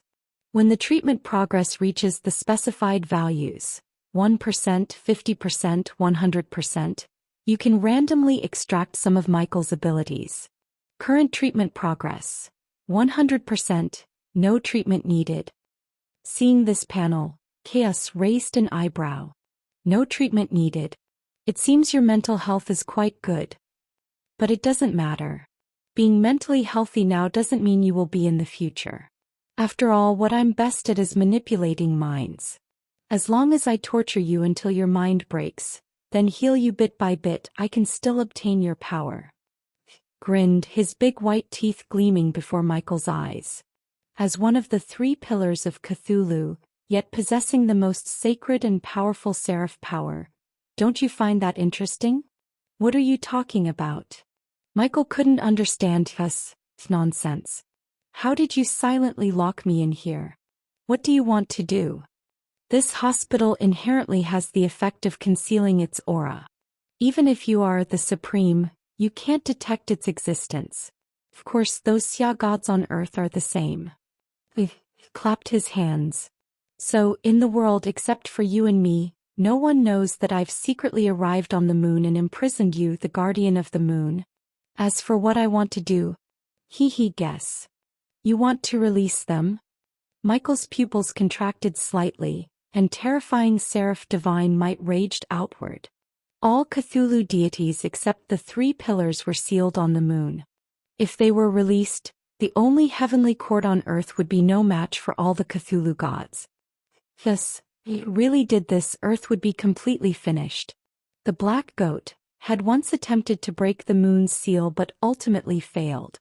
Now, Kiss was making a comeback with the power of the mental hospital for gods. Under the brilliant divine might, the flowers and plants in the courtyard were instantly vaporized. The fierce wind shattered the glass of the nearby staff dormitory, making fuss as white coat flutter violently. They paid no attention to this and chuckled. It's useless, my dear Michael. Now I am the director here and you are just a patient. You can't hurt me at all. Boom. A 6-winged giant shadow instantly flashed behind us. The scorching holy golden sword struck the ground. An endless golden light engulfed the entire hospital. A figure staggered out from the dust clouds and landed on the ruins of the courtyard. Kuss looked at the hideous bloody gash on his chest, disbelief appearing in his eyes. How is this possible? How could you hurt me in this hospital? Flowing golden divine power wove into a sacred domain that spread from the feet of the angel with 6 pure white wings on his back. Michael held the giant sword with one hand, his beautiful face as solemn and majestic as an iceberg. Mortal divine domain. Patients cannot harm the director. This is the rule of the hospital, but there are always exceptions, like miracles. Sensing the threatening aura emanating from Michael, the contempt on his face gradually faded. He pulled his hands out of his white coat, and the evil, frenzied Cthulhu divine might also spread out, even suppressing Michael's seraph divine might and occupying 2/3 of the entire hospital. As expected of the first angel under Yelon, I indeed underestimated you. He spoke calmly, but do you really think you can defeat me? Michael didn't speak. He gripped the holy sword and the mortal divine domain, beneath his feet frantically resisted this power, yet was still steadily losing ground. The power of the 3 pillars had always far exceeded that of the supreme gods. He had to join forces with the 3 heavenly sovereigns to deal with the black goat, and now he was facing Kuss, whose combat power far exceeded the black goat. Even so, he had no choice but to fight. At the very least, he had to break this hospital and expose the battle's aftermath. Only this way could he attract the attention of the heavenly court. Only with the intervention of the 3 heavenly sovereigns would there be hope to protect the moon's grand formation. Brilliant light burst from the seraph's eyes. He transformed into a golden afterimage and charged once more toward Kuss, who stood firm in the darkness. An earth-shattering boom resounded from within the hospital once again. Meanwhile, in the deep space above the moon's surface, everything remained deathly silent. The hospital hovered above the gray-white ground like a silent ghost, without the slightest trace of aura leaking out. As the hospital slowly descended, it drew closer and closer to the ceiling formation at the center of the crater. Between the snow-capped mountains, a monk sitting cross-legged in meditation slowly opened his eyes. "Has it begun?" he murmured, glancing at the moon in the sky. A moment later he withdrew his gaze.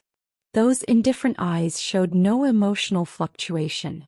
Instead they slowly closed and he sat motionless in the wind and snow like a stone statue. But it's not time yet. Distance until the Eastern Emperor's bell rings. 3 minutes. The God's mental hospital. Boom. A brilliant sacred sword light slashed across the ground, instantly obliterating the caretaker's dormitory and courtyard without a trace. Dust and debris danced in the divine realm, with only the patient ward standing firmly amid the battlefield. In this hospital, it seemed only the building housing the patient rooms and director's office could not be destroyed. The remaining structures had been continuously destroyed and regenerated in the hands of two gods. Above the rapidly healing ground, Chaos's form hovered in endless darkness, eyes narrowed as he looked down at Michael below. What impressive power! No wonder Yelon would rather seal us away with the entire heaven than leave you behind as the sole guardian. Michael was completely enveloped in the mortal divine domain, his body covered in wounds, but his pair of golden burning eyes remained dazzlingly bright. But isn't this what makes it interesting? Chaos. His lips curved slightly upward. He slowly raised his hand, and in the next moment his form transformed into a figure wearing a black cloak.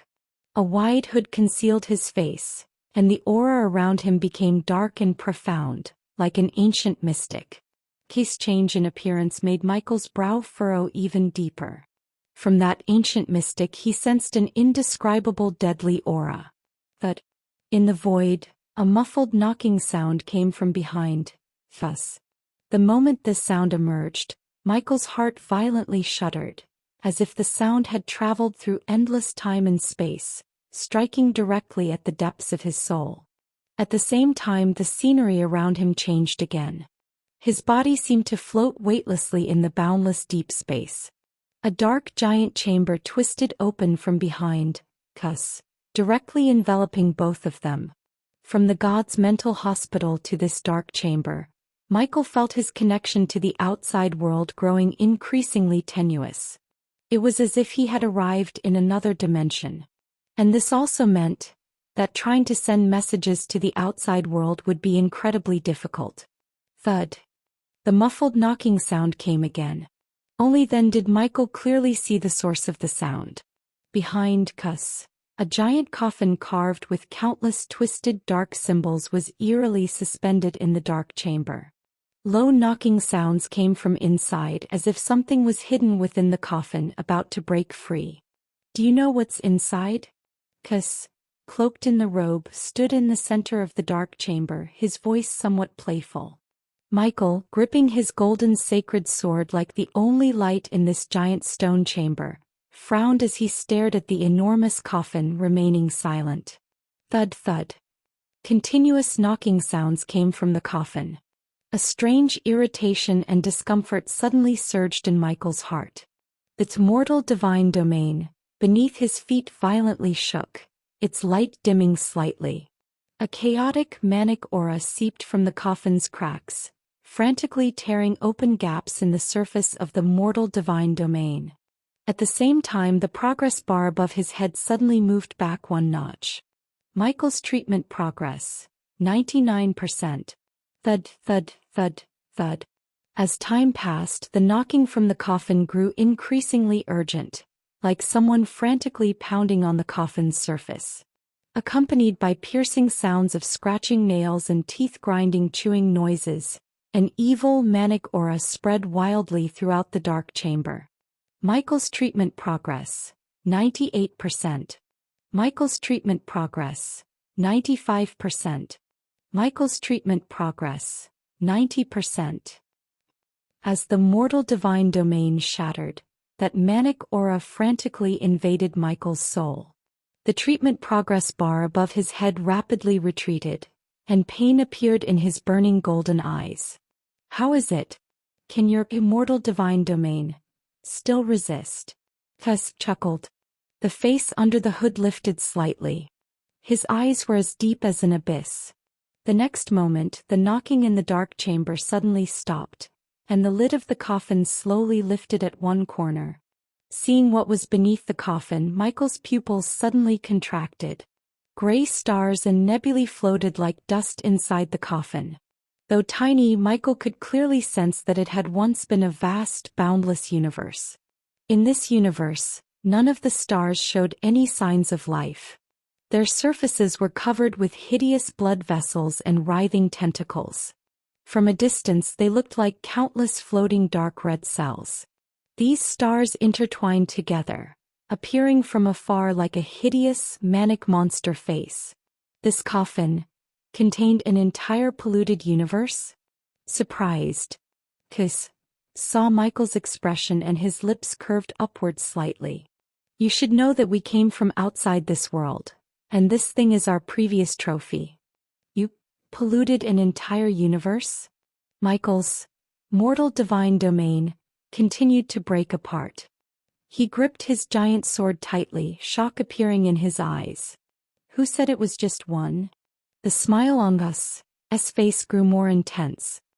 He lightly beckoned with his finger, and a second, third, fourth, 3 more identical black coffins emerged from the void in this endless dark chamber. 4 black coffins for struggling faces, for insane, diseased universes. This was the past of the Cthulhu mythology, and also the metals they prided themselves on. Thud thud thud thud thud thud. Urgent and chaotic knocking sounds came from inside these 4 coffins, each strike hammering heavily into the depths of Michael's soul. His eyes trembled violently. Michael's treatment progress: 52%, 46%, 33%. What do you want to do? Michael resisted the insanity and bloodlust in the depths of his soul and growled. I told you to make you my patient and then plunder your mortal divine domain. Spoke leisurely. This hospital in Lin Chia's hands can't fulfill its true purpose. Only I, Nyarlathotep, can continuously create mental patients, then cure them, thereby continuously plundering divine power. Dr. Nyar is its most suitable master. As words fell, the mortal divine domain was completely devoured by darkness. Michael's consciousness was continuously torn apart amid the endless knocking sounds, finally returning to stillness, floating motionlessly in the center of the chamber like a corpse. Michael's treatment progress: 0%. Chaos as forms slowly descended to the floor of the chamber. He casually put on the white coat symbolizing the director's position, took out black-framed glasses from his pocket, and placed them on the bridge of his nose, looking like a gentle, intellectual black scholar. He walked up to the empty Michael and smiled as he spoke. Now return to consciousness. Snap. With the sound of a finger snap, the progress bar above Michael's head advanced slightly by 1 notch. Michael's treatment progress: 1%. Reward extraction conditions met, beginning random extraction of Michael's divine abilities. A virtual wheel appeared before Chaos, spinning rapidly. Finally, the pointer stopped at a position on the wheel. Angelic affinity. As the purest and most sacred seraph, all living beings in the world will unconsciously feel affinity, trust, and worship toward you. Light will often accompany you and fortune will favor your existence. This line of small text floating before him transformed into white light and flashed into Chaos's body. His eyebrows raised slightly. A good ability, but this is not what I want. Chaos lightly curled his finger, and the darkness surrounding Michael gradually receded. The knocking sounds echoing through the giant stone also gradually diminished, finally sinking into dead silence. He slowly walked to Michael's front, smiled and bent down to his ear, his lips parting slightly as if whispering something. He is Nyarlathotep, the outer god of the Cthulhu mythos, most skilled at manipulating minds, and also the most powerful being. He can use the power of 4 maddening universes to drive a supreme god insane, and naturally can also control their minds, making them regain clarity. Michael's gaze gradually focused, and the progress bar above his head began to move bit by bit. Michael's healing progress: 3%, 8%, 14%, 20%. Chakos. Michael's form hung suspended in the center of the dark chamber, weakly looking at the black doctor before him, gritting his teeth and growling. You're doing very well, child. Kaz grinned. However, please call me Dr. Nyar. I won't let you get the immortal divine realm? In Michael's eyes, a brilliant golden light suddenly erupted, and then his entire body abruptly expanded. The magnificent seraphic divine might frantically poured out from within, the scorching divine power directly forcing Kiss back several steps. A shade of darkness covered his front, barely withstanding the surging waves of the immortal divine realm. Tisk. Kiss snorted coldly, and the four suspended black coffins sounded again. Struggling desperately, how long can you hold out? Thump thump thump thump. Chaotic knocking sounds surged toward Michael from all directions. At the same time, in his burning golden eyes flashed a look of determination.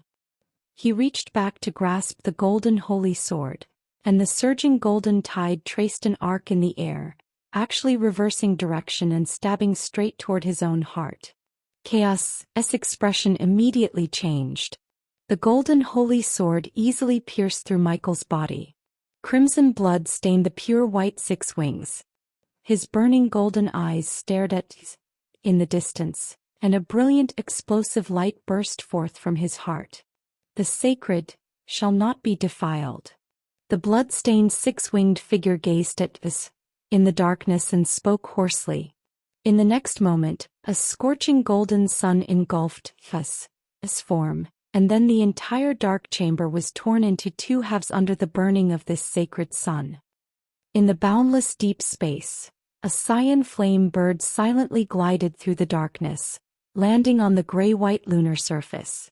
The cyan wings gradually folded, and Zhuqing's body was surrounded by cyan light, flickering like flames on his surface.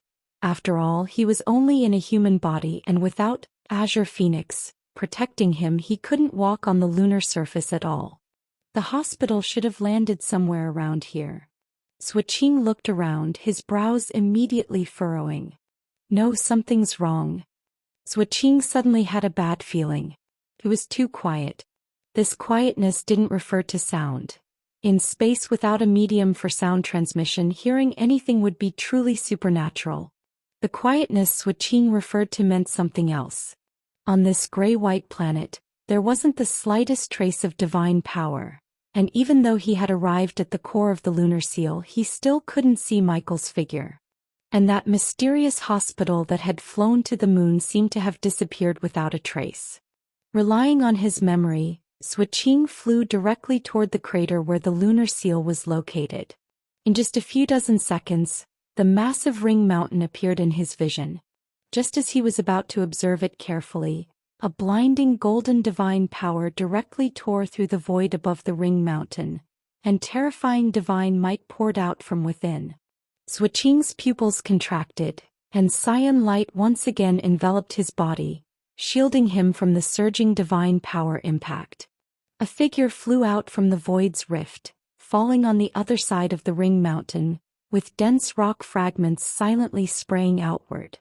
Zhuqing looked at the figure rising from the dust, his eyes narrowing slightly. No, that's not Michael. Just as he was about to look carefully at the figure's appearance, the shadow suddenly vanished into thin air. Zhuqing was momentarily stunned. Then an unprecedented sense of mortal danger surged in his heart. Without thinking, his form transformed into a cyan flame phoenix, instantly darting away. A hand almost simultaneously pierced through the void where he had been, and a surprised light exclamation came from behind. Zhuqing flew several miles in an instant before barely stopping, his back already soaked with cold sweat. He turned to look and saw a figure wearing a white coat standing in a patch of light. Gentle, sacred radiance formed rings floating around him, like an angel descending from heaven, sacred and inviolable. An angel? No. Zhuqing looked at the familiar black face and his heart sank to the bottom. Chaos. A human. Chaos's lips didn't move, but the familiar voice echoed directly in the void. All the divine power released by Michael's self-destruction should have been suppressed by my coffins.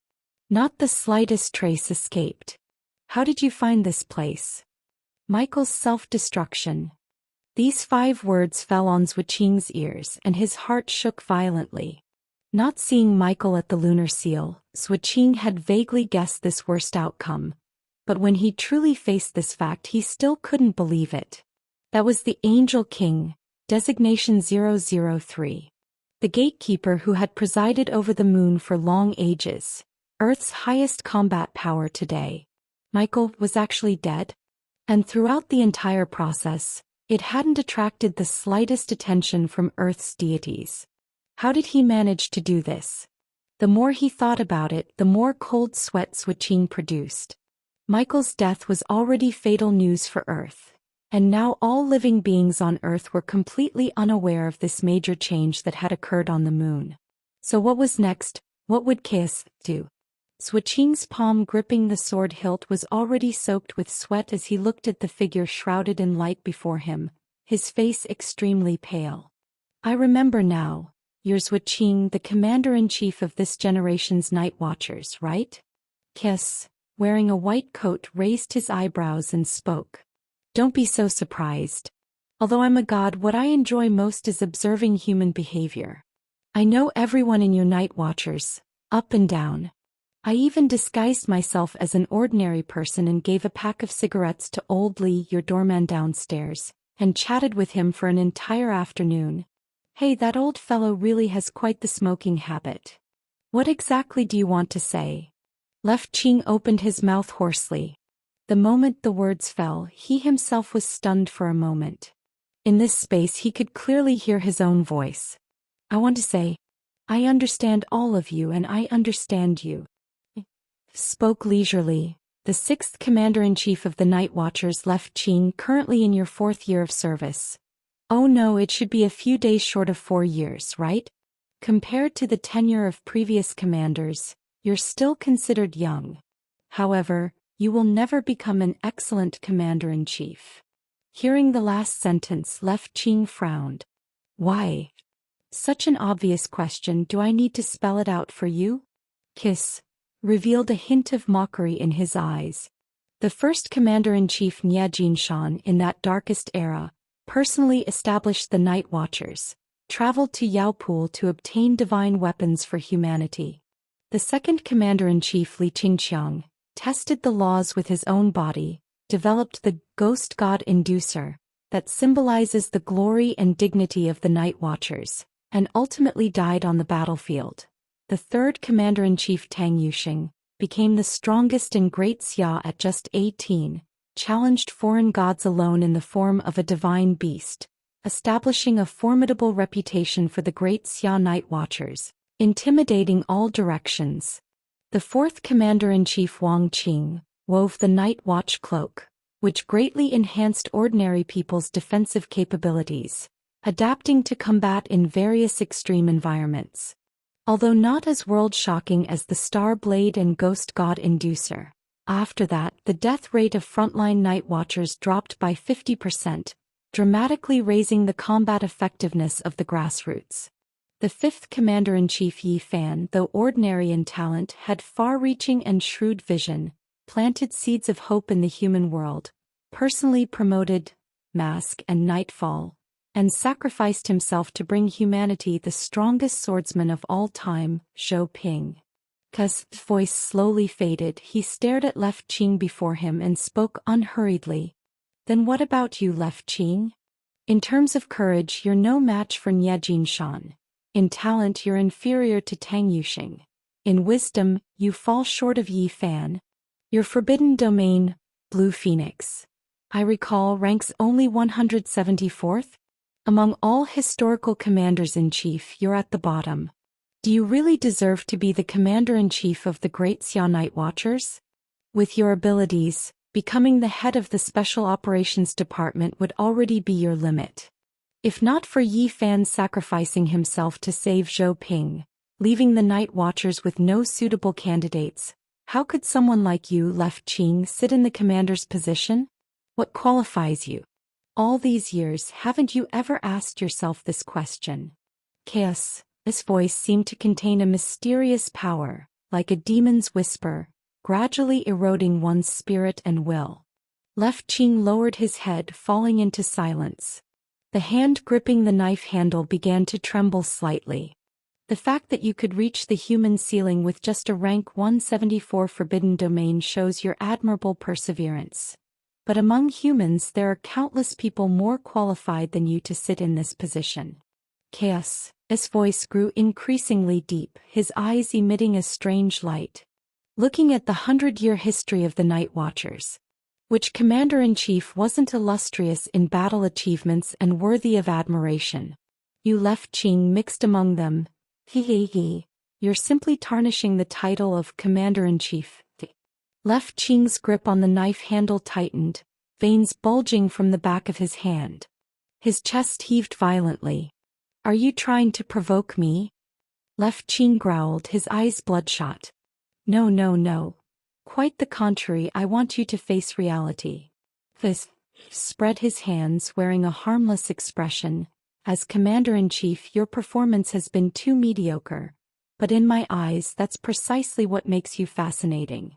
To let a mediocre person rise to become king.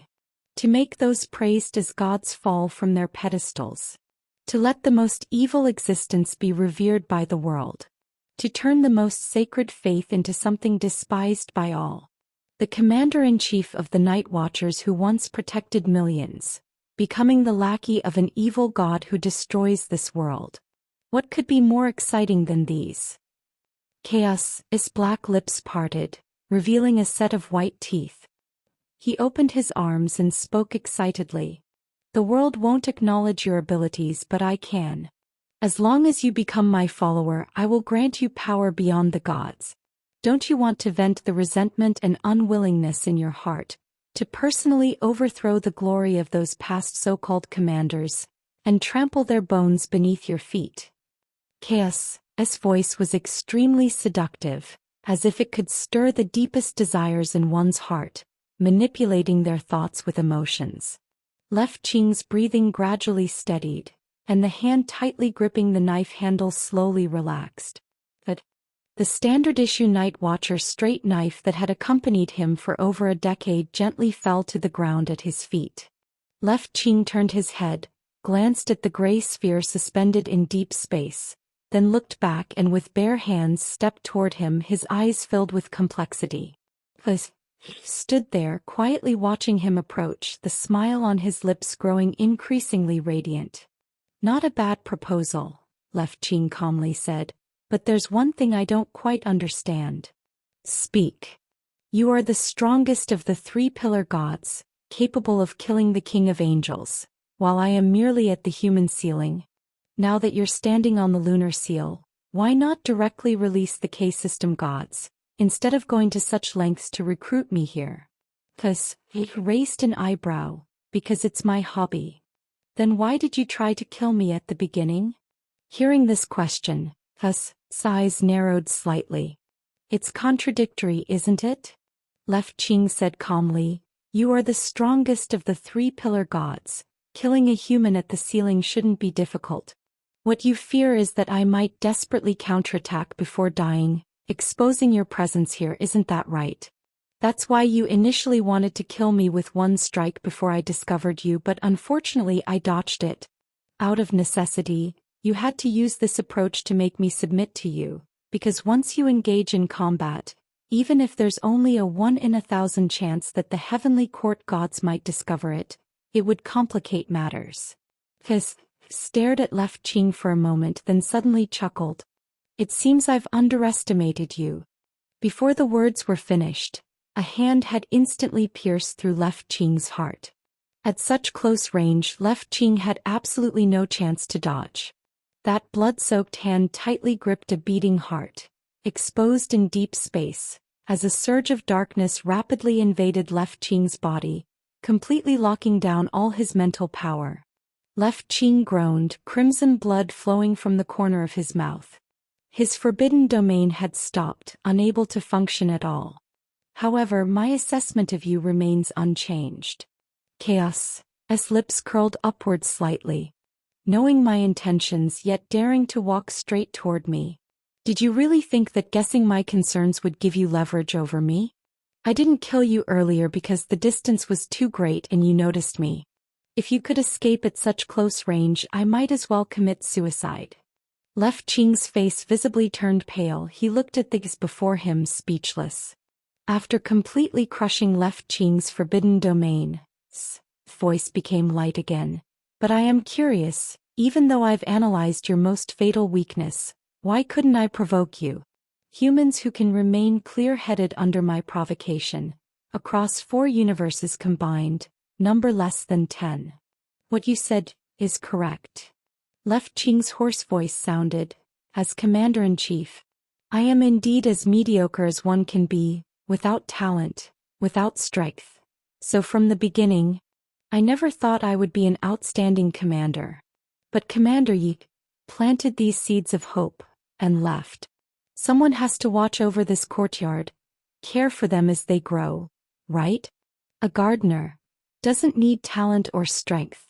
As long as he can guide them onto the right path, that's enough. Left Qing's voice grew increasingly weak. Crimson blood soaked his cloak, but was concealed in that dark red color, making it difficult to distinguish. The body beneath that cloak was covered in wounds, yet no one would notice his pain, because dark red was its original color. The smile on his face gradually faded. He coldly looked at the dying man before him, displeasure appearing in his eyes. Left Qing's answer was beyond his expectation. But Chaos, who delighted in manipulating human hearts, did not like things beyond his control. Is that so? Chaos spoke flatly. The arm that had pierced Left Qing's heart was suddenly withdrawn, leaving a hole through his body exposed to the deep void. Left Qing groaned, violently spitting out a mouthful of blood. At the same time, a twisted and deformed metal box fell from his chest. The damaged edge of the metal box hit the gray-white ground and shining metals fell out. Due to the low gravity, these metals slowly floated around Left Qing in silence, gradually drifting in all directions. Seeing these metals, Left Qing was slightly stunned.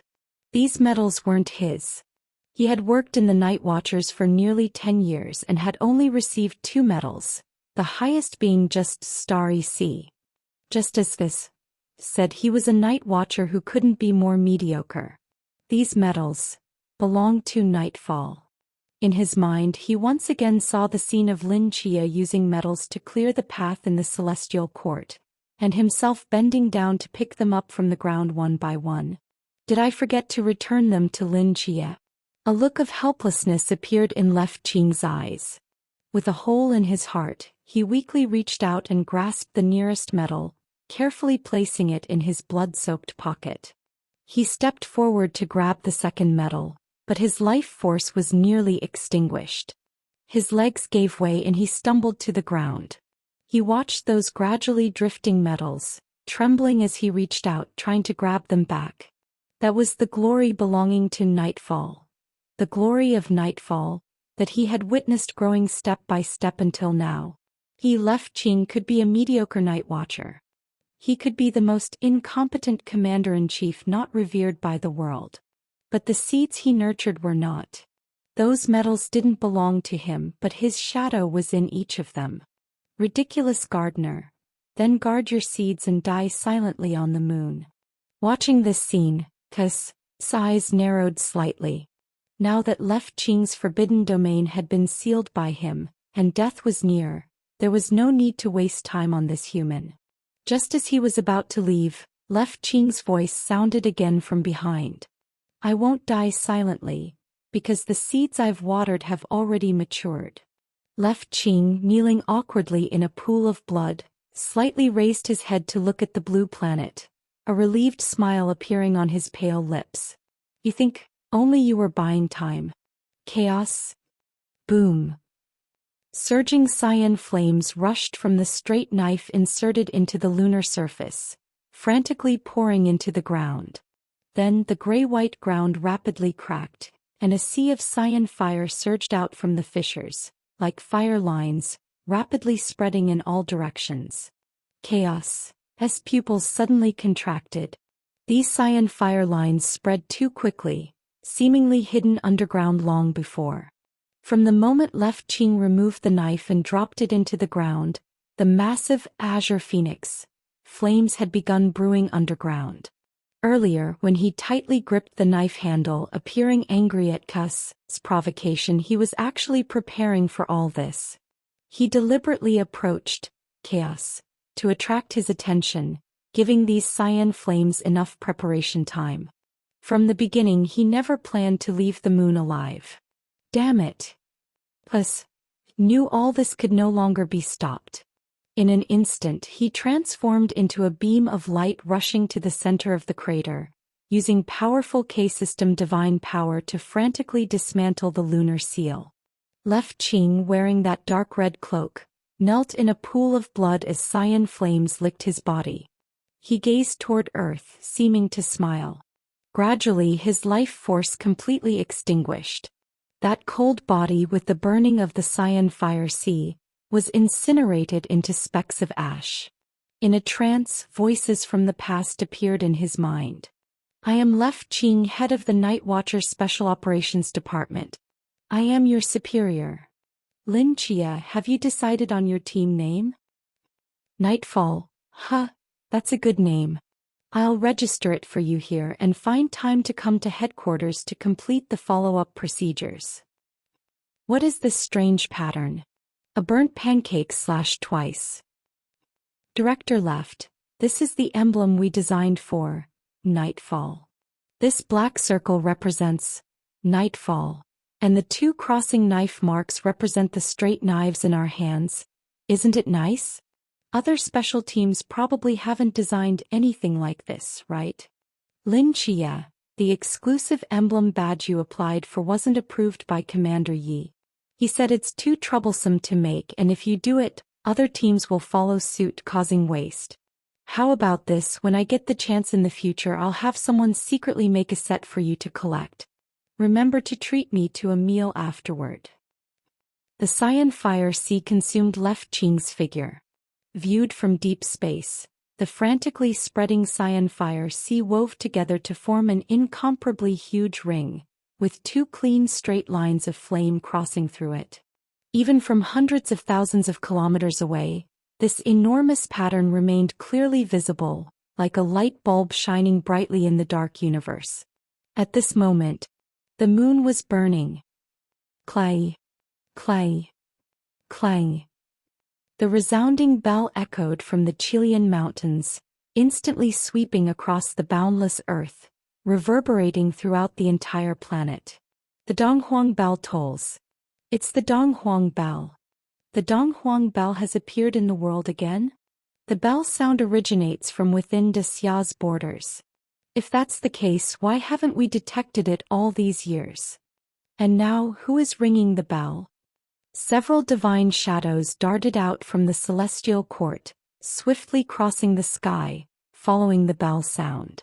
Ranges of mountains rapidly expanded in their vision. What place is this? The Chilean Mountains. Chilean Mountains. What's special about this place? Nothing. We've never sensed any divine power here, and even humans rarely set foot in this area. As the Golden Immortals discussed, their gaze instantly locked onto the peak where the Donghuang Bell was located. Above the pristine white snow, an ancient and mysterious giant bell was already suspended in midair. At the same time, amidst the swirling snow, a figure wearing a mud-stained kasaya slowly emerged from behind the bell. Who are you? Why do you have the Donghuang bell? Wait, that face. Lin Chia. How are you here? No, you're not Lin Chia. Who exactly are you? The Golden Immortals had seen Lin Chia before. Although the monk before them looked identical to him, his aura was completely different. The Destiny monk pressed his palms together in prayer, showing no intention of responding to them. Instead, he slowly extended his hand, pointing to the sky above. Rather than me, you should be more concerned about what's up there. The Golden Immortals all turned to look, and saw a burning moon shadow clearly visible in the firmament. Not good. It's the moon seal. Tai Jinren's expression changed drastically. Without time to think further, he immediately transformed into a streak of light shooting towards space, with the other Golden Immortals following closely behind. As the many Golden Immortals departed, The Destiny monk slowly closed his eyes. The game has begun. In the fog at sea, an exploration ship was continuously advancing through the churning waters, with sounds of vomiting and groaning coming from aboard. Clang, clang, clang. The deep bell sound echoed through the clouds. Almost simultaneously, the brilliant light of Holy Covenant lit up at the bow, enveloping the figures of Lin Chiye and Wu Quan. Xin Qingzhu's expression changed as powerful divine energy surged forth. But before he could find the enemy, the soaring white light gradually dissipated, leaving nothing in the silent fog. Lin Chiye, Wu Quan. Upon discovering the two had disappeared, Xin Qingzhu quickly spread 6 massive gray wings from his back. The gale rose, lifting him into the air to search carefully. What was that white light? The moment the white light appeared, Xin Qingzhu sensed an unprecedented space-time fluctuation. He guessed that Lin Chiye and the others were likely no longer here, but even so, whoever activated that white light must be nearby, right? After flying around in the air, Xin Qingzhu still found no clues, his expression extremely grim. Just then, as if sensing something, he abruptly looked up toward the sky. The gray fog shrouded the sky, making it difficult to see clearly, but a burning cyan glow still appeared in Xin Qingzhu's eyes. The moment he clearly saw that burning cyan pattern, his pupils suddenly contracted. Chia. Xin Qingzhu certainly recognized this pattern unique to Nightfall. At Takamagara, they had gathered because of this and annihilated the entire Pure Land in one stroke. Could Lin Chiye and Wu Quan have been directly teleported to the moon by that white light? The moment this thought surfaced in Xin Qingzhu's mind, he turned to the exploration ship below and said, "The exploration ship has recorded Xia's position. You go there first, I have something to attend to." Under the bewildered gaze of the knights, Xin Qingzhu vigorously flapped his wings, transforming into a streak of light rapidly disappearing into the sky above. Bell sound. In the fog, and Qingyu frowned, looking puzzled toward the direction of the Donghuang bell sound. Suddenly, a sharp pain came from his chest. He reached in and pulled out a white chess piece, examined it carefully for a moment, then his expression changed drastically. He crushed it into powder, scattering it into the sea. He gazed at the thread of causality gradually dissipating into nothingness, his expression extremely gloomy, lost in thought. A faint cyan light ignited in the sky, attracting Qingyu's attention. That is, he narrowed his eyes, the burning giant shadow on the moon's surface clearly reflected in his gray eyes. His pupils contracted slightly. The moon, why is it there? Thud. A muffled knocking sound came from behind him. In the void, the shadow of a doorway was quickly outlined. Qingyu frowned deeply and turned to look.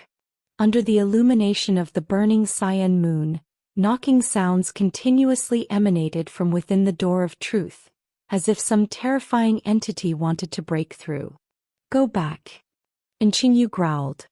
In the hazy fog, the shadow of the doorway gradually dissipated without a trace. Qingyu raised his head, taking a deep look at the cyan pattern. After hesitating for a moment, he silently put on his hood and disappeared into the fog without a sound. In the dead silence of darkness, a celestial court traversed the void, speeding toward the burning moon. Is it left blue? On the highest palace of the celestial court, Lingbao Tianzuan gazed at the burning cyan pattern, his expression extremely solemn. The moon. Something major is about to happen. Where is Michael? Why is there no movement at all? I don't know, but this poor Taoist guesses. He might have met with misfortune. Yuanshi Tianzuan sighed deeply. In this world only Kus could kill Michael. But how did it perfectly conceal its aura, completely preventing us from detecting it? Dao Tianzuan's face was full of confusion. The 3 Tianzans simultaneously fell into contemplation. Tianzuan. A streak of light hurriedly rushed over from the distance. What is it? Lingbao Tianzuan turned to look. It was the goddess of the future, Scotty, whom they had brought back from Asgard. She's awake. Scotty exclaimed excitedly, that sister is awake. Lingbao Tianzuan was stunned at first. Then his pupils suddenly contracted as he turned sharply to look at a certain place in the Celestial Court. Celestial Court, Spirit Spring.